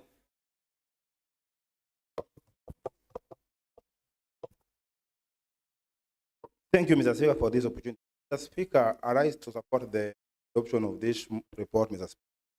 Mr. Speaker, and to ask ourselves a simple question, Mr. Speaker. If Kiambu County can collect 5.4 billion on-source revenue, and Kisumu is struggling to collect only 1.2 billion, Mr. Speaker, in a financial year, Mr. Speaker. Mr. Speaker, we have been losing close to 100 million monthly, Mr. Speaker. Mr. Speaker, 100 million monthly can build and equip a 3-level health facility, Mr. Speaker. Mr. Speaker, 100 billion shillings can pay bursaries of close to 10,000 students, Mr. Speaker. Mr. Speaker, 100 million shillings can tarmac 1 or 2 kilometer road, Mr. Speaker. Mr. Speaker, this wonderful ad hoc committee was not just formed casually, Mr. Speaker. Mr. Speaker, it was formed because the House or this assembly was, we lose patience with leakages, Mr. Speaker, from all the quarters, Mr. Speaker. Mr. Speaker, let's now compel the executive to present a 90-days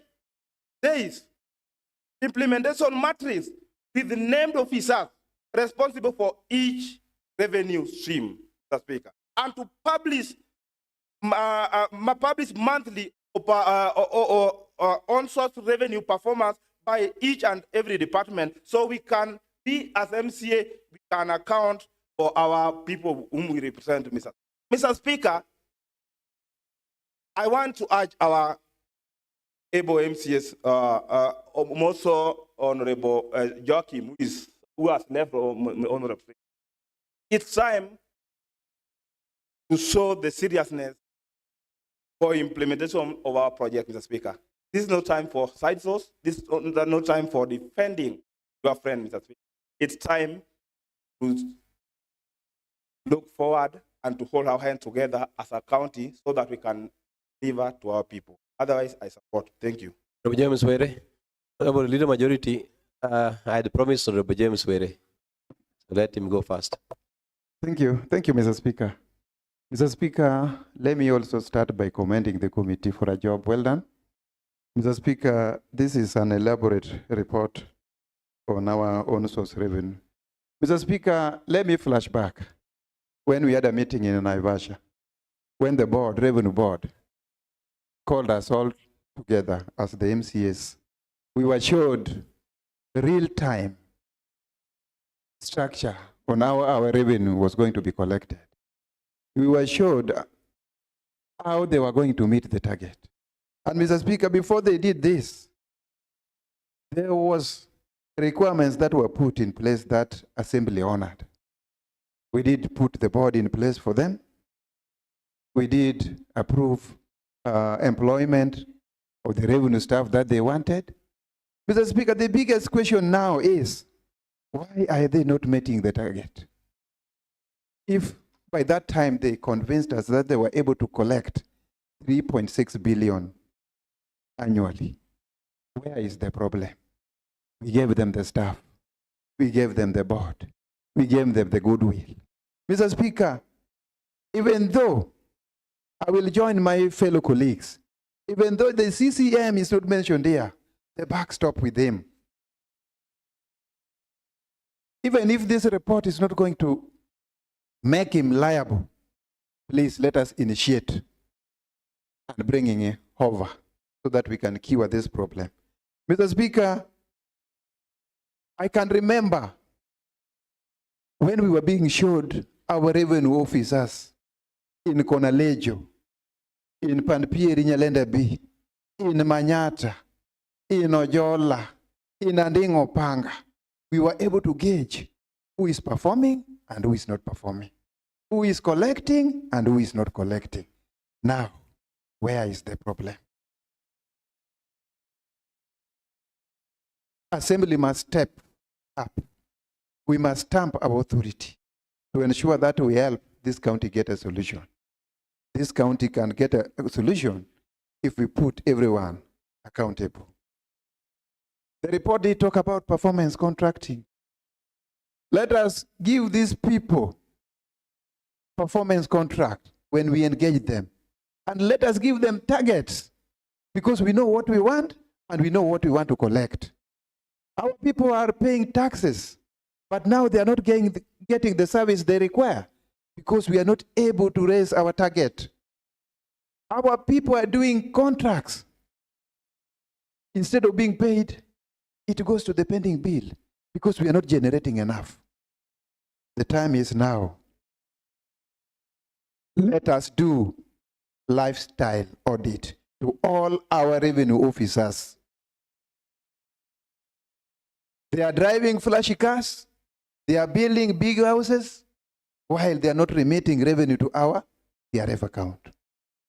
This should be done as soon as possible so that we can cure this monster.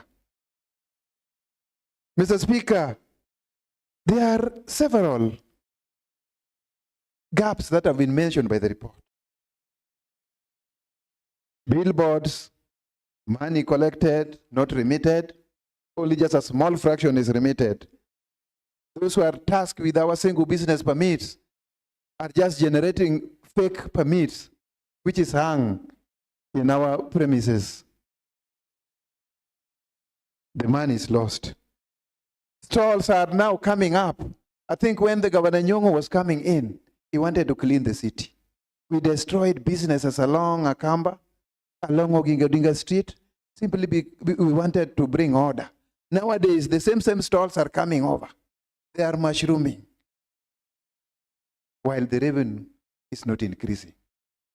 Somebody somewhere is lying to us. Mr. Speaker, petrol stations. I think Kisumu County has the most number of petrol stations. We've known these people, they appeared before the committee. Some confessed. They said, what is happening? Let us give them a punitive punishment so that they know that it is not just a walk in the park. Mr. Speaker, are you the speaker? Hello? Mr. Speaker, we must put our heads together. We must reason as a family. We must save this country. This county must be safe. If we want this county to go to the dogs, then we will sit pretty. Whether you are my friend or not, whether you come from my place or not, if you are doing what is not right, you must be charged. You must be held to account so that things can go right. Otherwise, Mr. Speaker, I support the report. Thank you. Honorable members, I have realized that now there's a lot of repetition on the points being given, and we have already consumed about 3 hours for the report as per the notice I gave.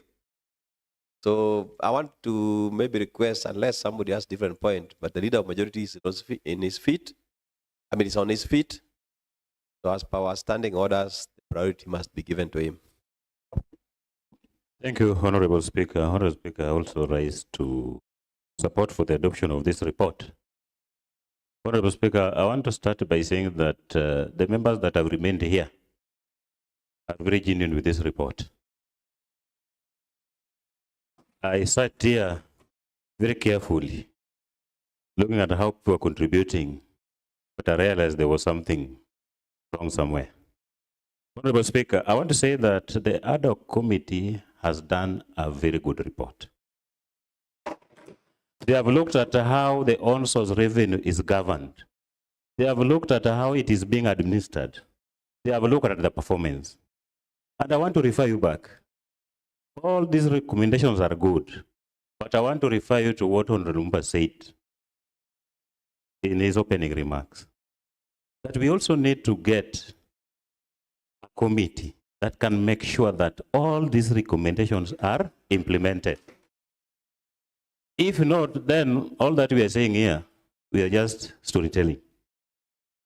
So I think there is need to sit down and we look through ourselves and come up with a committee to make sure that all our recommendations are implemented. Honorable Speaker and honorable members, I've identified a few gaps. As much as we point at certain individuals, if you look at the supervisory role on revenue collection, it rests with the Kisumu County Revenue Board. And I agree with your recommendation that the case of suspending the board members should be concluded so that we have a new board. Because now the CEO is working in isolation. He's not reporting to anybody. Yet it is the board that is given the mandate to supervise the revenue collection. Another important organ is the city board. As much as we point fingers at an individual, if you look at your recommendation, number 2, the supervisory role or the oversight rests with the city board. So the individual, the CEO is a member of the board and is reporting to the board. If there's a problem, then it is the board. So we look at this report objectively. I agree that there is selective billing. I'm even surprised here that my traders in Ahera along the highway are not paying levies. I think that exemption should be lifted immediately so that all traders are treated equally. The petrol stations, what the members of the ad hoc committee, what they have said there are very correct. I also happen to be in one of the petrol stations, and the gentleman is very honest that I'm supposed to pay 150, but they told me, you can just pay 25 and you give us this 50. And he's ready even to mention the name. So there's a lot of gaps going on that if not addressed, then we are going nowhere. Again, the system failure. The question is, if our system of collection fails, what do we do? We say that someone was collecting revenue off system. What about if the system failed?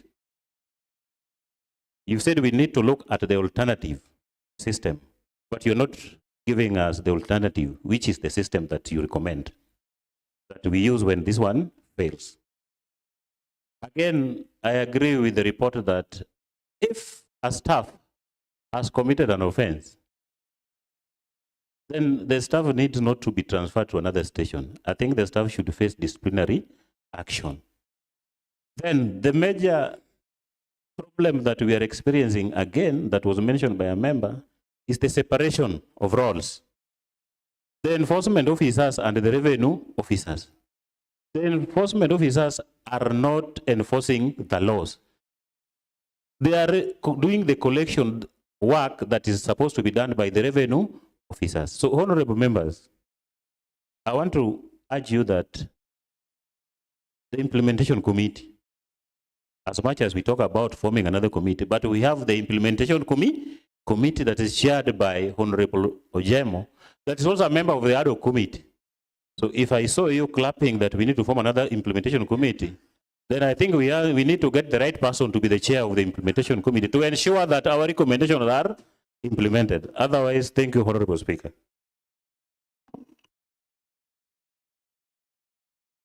Honorable members, can we agree that, okay, 2 minutes each. Honorable Dari. Word.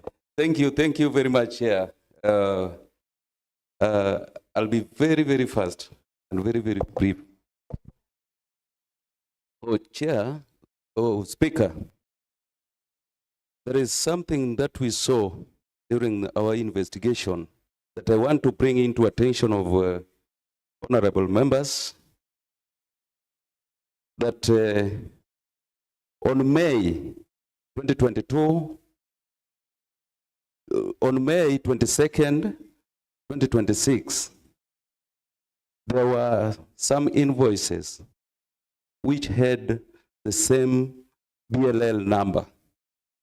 For example, BLL 07311114388182.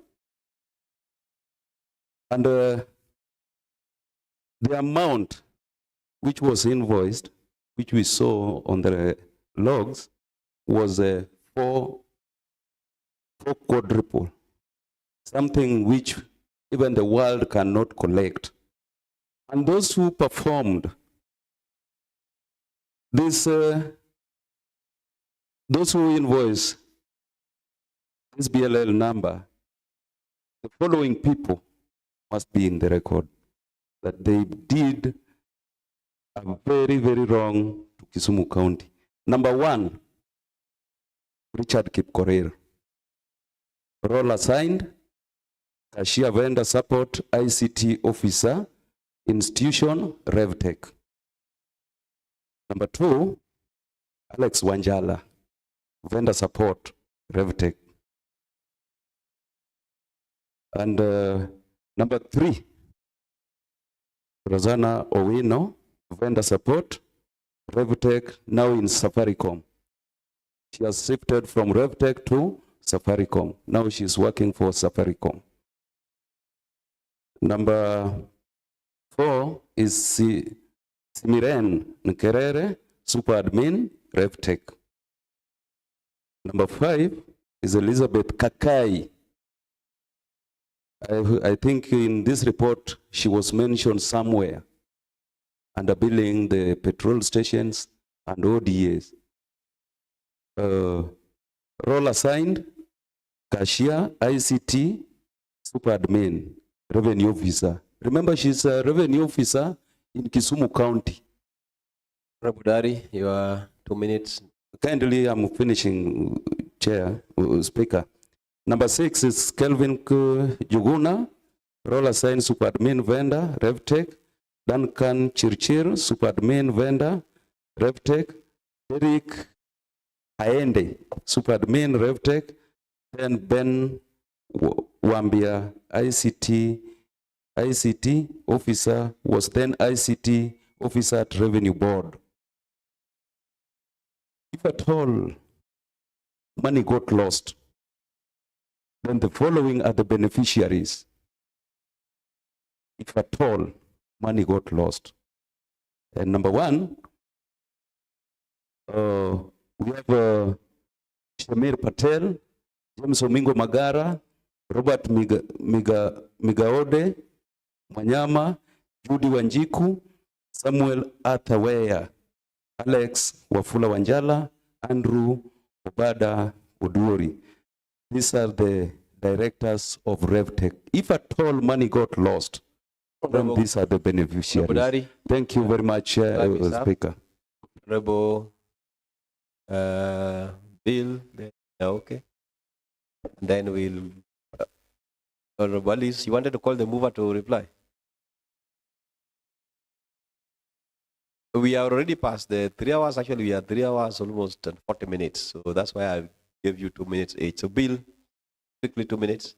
Thank you, Mr. Speaker. Mr. Speaker, I had a lot to say, but with the 2 minutes, I'll try my best to speak. Mr. Speaker, I want to thank the Honorable House for making me one of the members of the ad hoc committee. And I feel it is a privilege to serve under the committee. Mr. Speaker, we've talked about IRMS, but the experts we interviewed told us this system is not integrated. And it needs to be fully integrated so that there is no money interaction with the collectors, Mr. Speaker. Mr. Speaker, everything that members have said today, it is sad if you compute at the parking lot, 100 vehicles, 118, only 18 are in the system, it means at least daily, every revenue officer goes with around 10,000 plus daily. Mr. Speaker, what is really happening in Kisumu County? The other time, we gave a progress report, but after doing all these things, Mr. Speaker, we realized that the collection system is a serious crime scene, Mr. Speaker. That even this committee will not do all that investigation. And I fully support the recommendation that we have today, Mr. Speaker, that let us do a forensic audit so that we unearth things that this committee was not able to unearth, Mr. Speaker. Mr. Speaker, I want to congratulate everybody for supporting this report.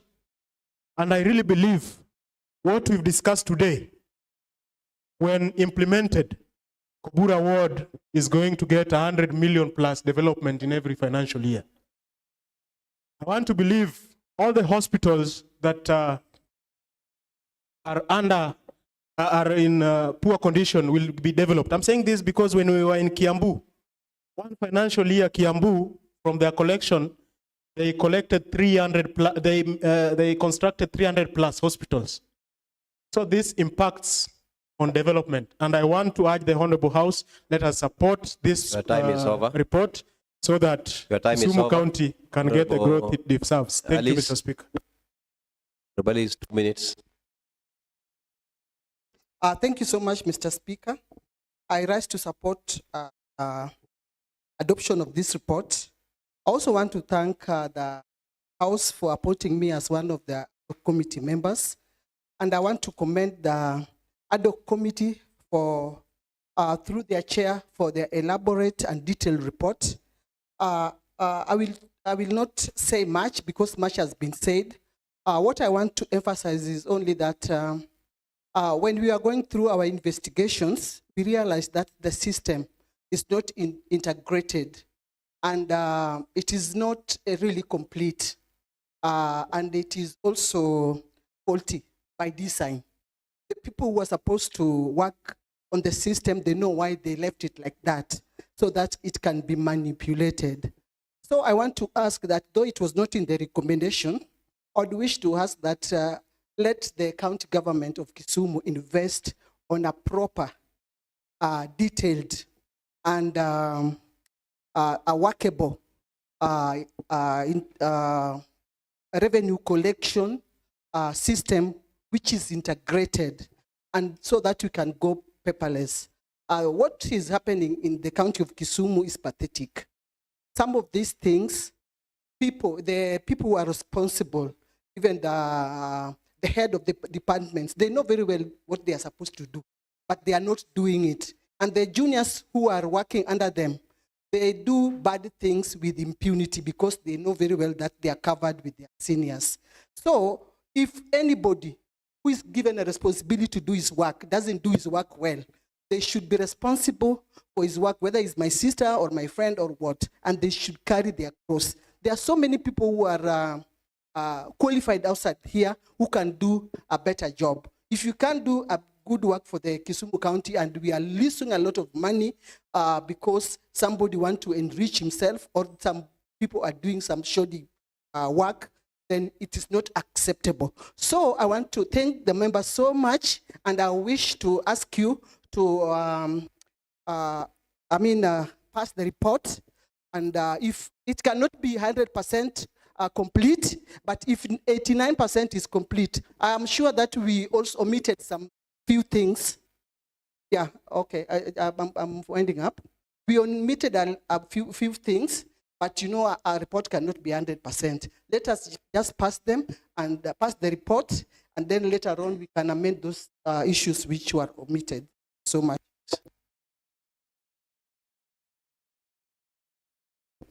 Thank you, Mr. Speaker. I believe you have mentioned my name.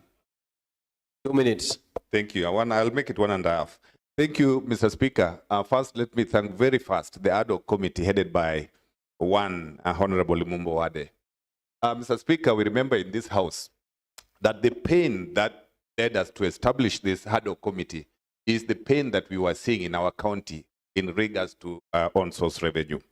Mr. Speaker, all these stories we have had and the report given here, there is only one thing that I was seated here and asking, that what is the qualification of this director, of ICT director and his and her assistant?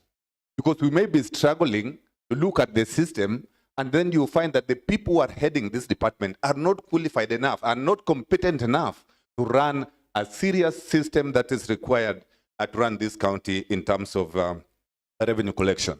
Mr. Speaker, we have had the committee going around into some other counties trying to compare the kind of systems that they have in place. But the result of what they have is the kind of the system and the qualifications of the people manning these systems goes hand in hand with the type of the system they have. Mr. Speaker, when I summarize,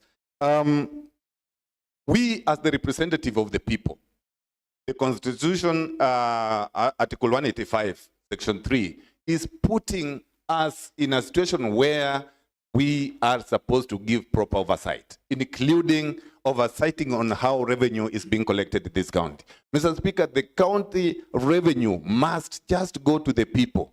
And the serious development that we lack in our wards is because of this insufficient OSR, Mr. Speaker.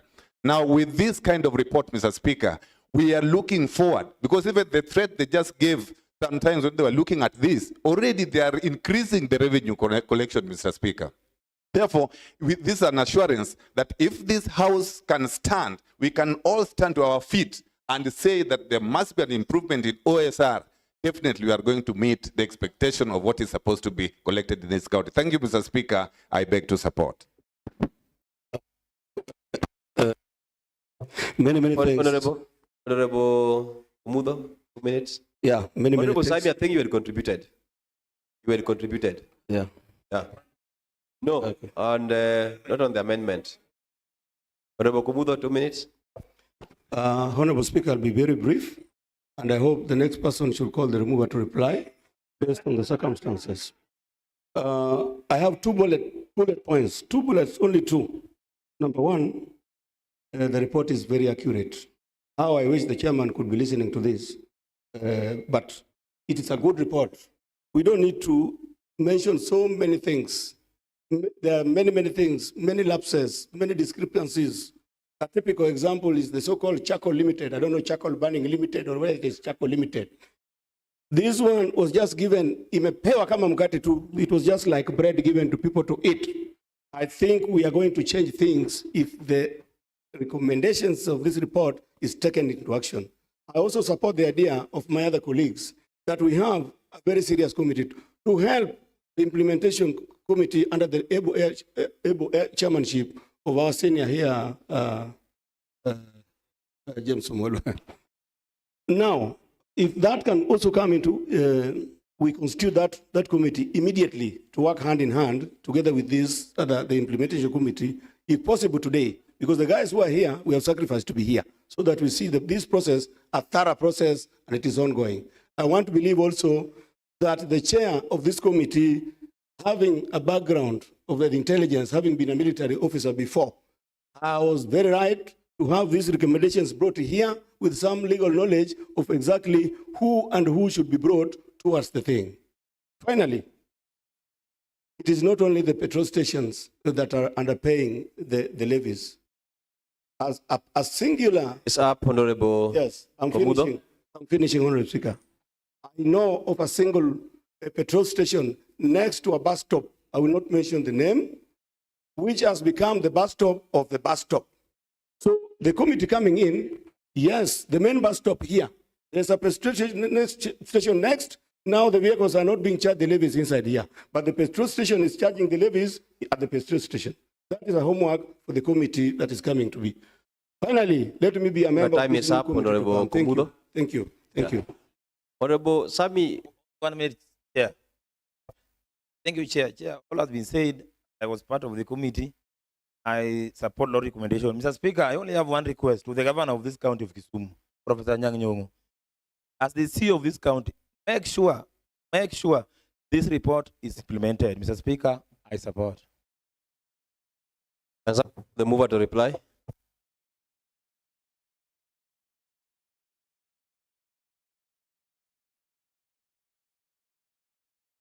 Thank you, Mr. Colleague, Speaker. then, Honorable Lumumba, you've not been called to reply. Who has not contributed?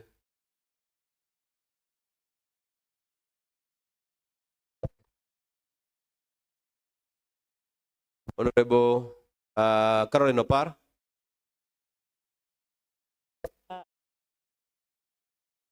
Mr. Speaker, I'm on my feet.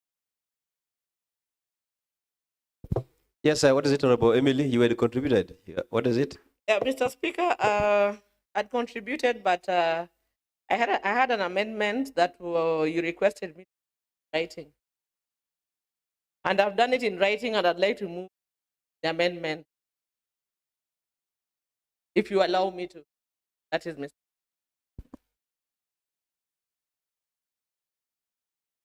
Honorable Emily, we have gone through our time. It's 13 minutes past 6. I'd like to. Our standing order provides that if we know we are going to go past the time, then the leader of majority is supposed to do a motion of extension at least 30 minutes to the end of time. So how are we going to handle that?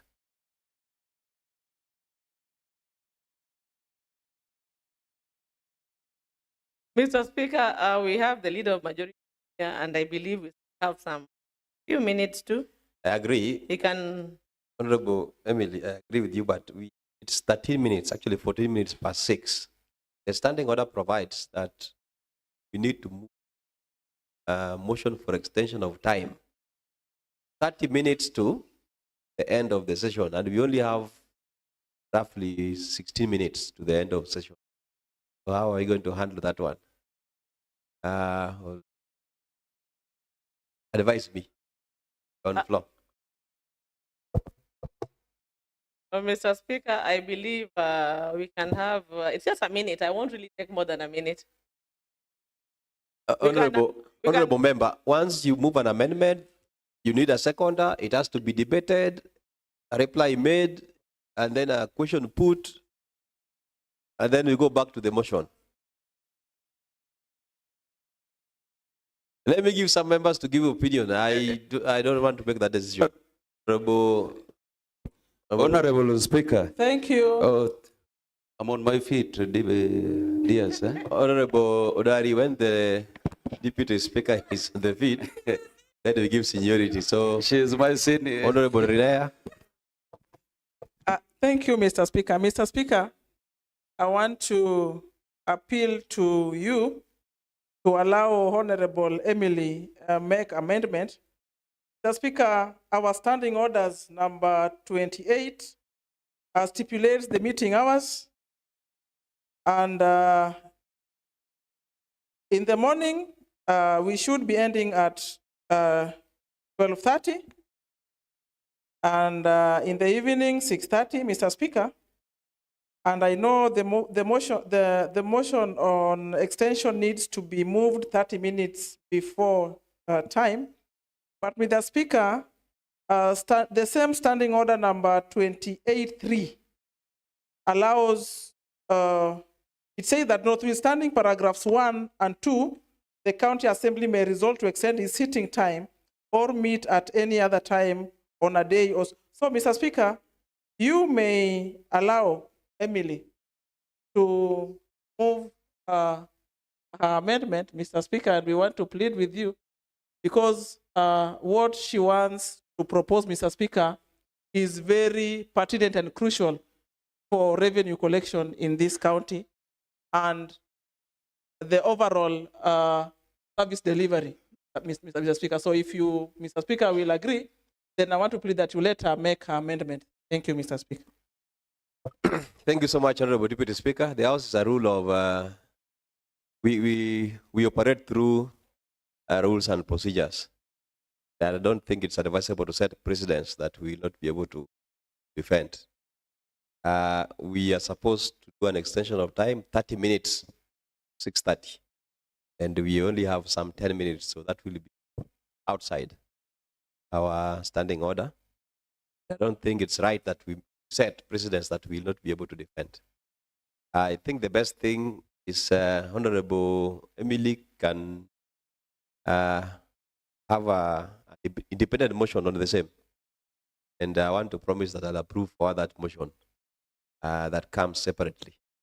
That in addition to what was adopted, come with a motion, we discuss it, and it be implemented.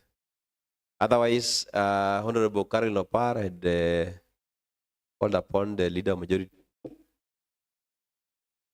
Had not. Yeah. I think now I call the mover to reply. Forward. Your reply should take 15 minutes, but remember you only have 13 minutes. Thank you, Mr. Speaker. Mr. Speaker, first and foremost, let me thank the members for their attitude contribution on this report.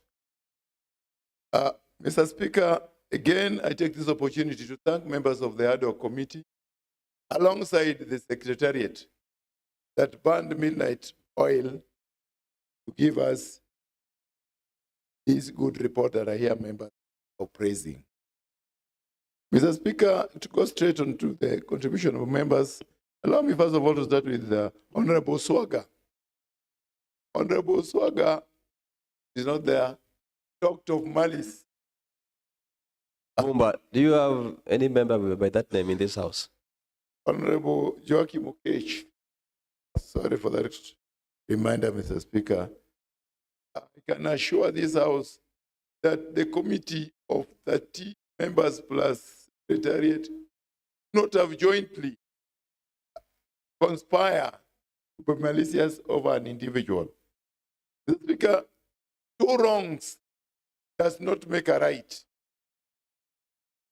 To insinuate that we had a personal vendetta against the acting city manager is not true.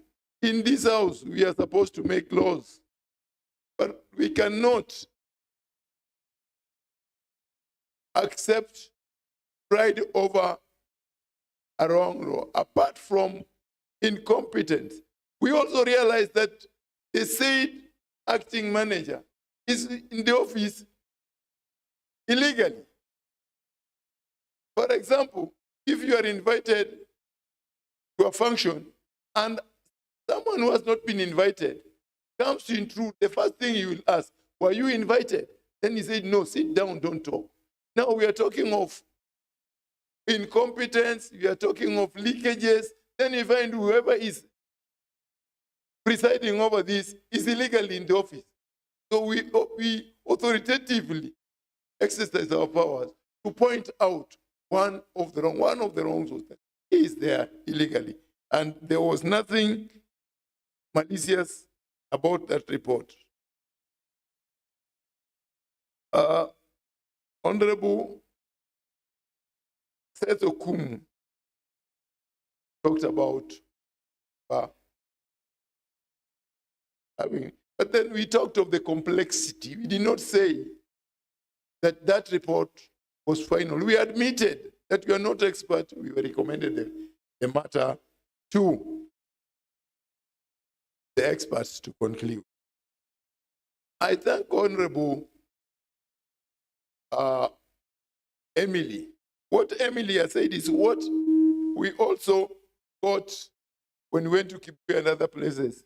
Members are complaining that they contribute but do not see whatever they contribute plowed back in terms of good sanitation, water, and sewages.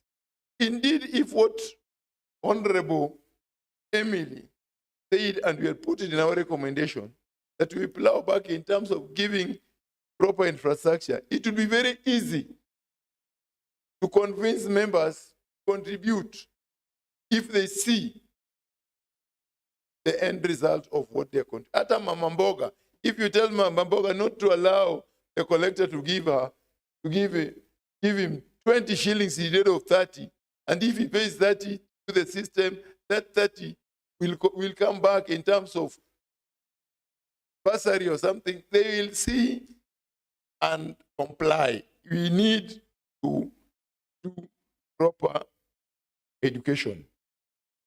Madam Honorable Nerea talked about the distinction between the city manager and the board. I've said the role that was played by the city manager that culminated in the action. The board is concerned with the policies, but they implemented the administration formed. And our findings, some of them were pointing directly to its house of administration. Honorable Ngeta called for patriotism. Look at the bigger picture of what we are going to achieve as opposed to our individualistic perception, which is true. Any talk of Honorable Balawanga, the acting manager. In this house, I don't think he was better than me. I knew him now long before even. And I did not look at that. And it is for that reason that the law requires when you are presiding over matter, then you declare your interest. Honorable Were, if this report you're talking about, recommendation was not included, then I think it was an oversight. The lifestyle we recommended, the lifestyle of all officers, most of the revenue collectors, should be put to audit. My brother and my senior and my leader, Major, said the board bear the blame. I do agree and disagree, but Honorable Mbua, you have got 3 minutes. yeah, I do agree that should be the case. But when we go that direction, Mr. Speaker, where we point to the culprit, but we still want to go up because that is where the head is rotten, then needless to say, we can say now let the governor go home because all these people, everybody is under someone. At the end of it, governor is the overall. Then anybody can say, I'm the minister, I'm the board member, let the governor go. And we went to pinpoint where the problem is. Finally, Mr. Speaker, I urge this honorable house to shun nepotism and impunity, a disease, whole thing that we discovered in revenue. Nepotism and impunity. That when we go further to do, whoever will begin the implementation, also check the emergence of impunity and nepotism. Mr. Speaker, I reply. Thank you. Honorable members, now that the motion adoption of the report of the ad hoc committee of the county on the Kisumu County also moved, seconded, debated, by made, as per our standing tasks, want to put a question and many of the opinion that the motion adoption of the report of the ad hoc committee on the Kisumu County on source revenue be adopted, say aye. As many of the contrary opinions say nay, the ayes have it.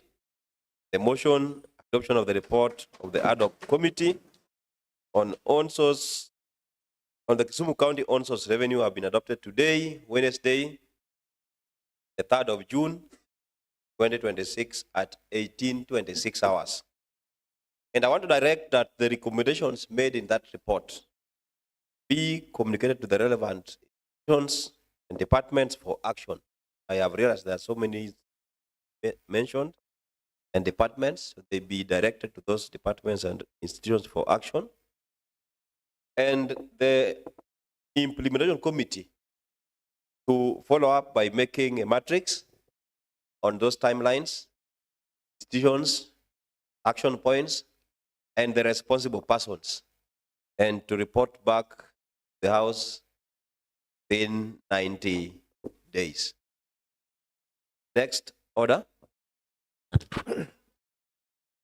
Honorable Speaker, there is no any other business on the order paper for discussion. Honorable members, you can be abstaining. There being no any other business in the order paper, the House stands adjourned until tomorrow, Thursday, the 4th of June, 2026 at 2:30 p.m.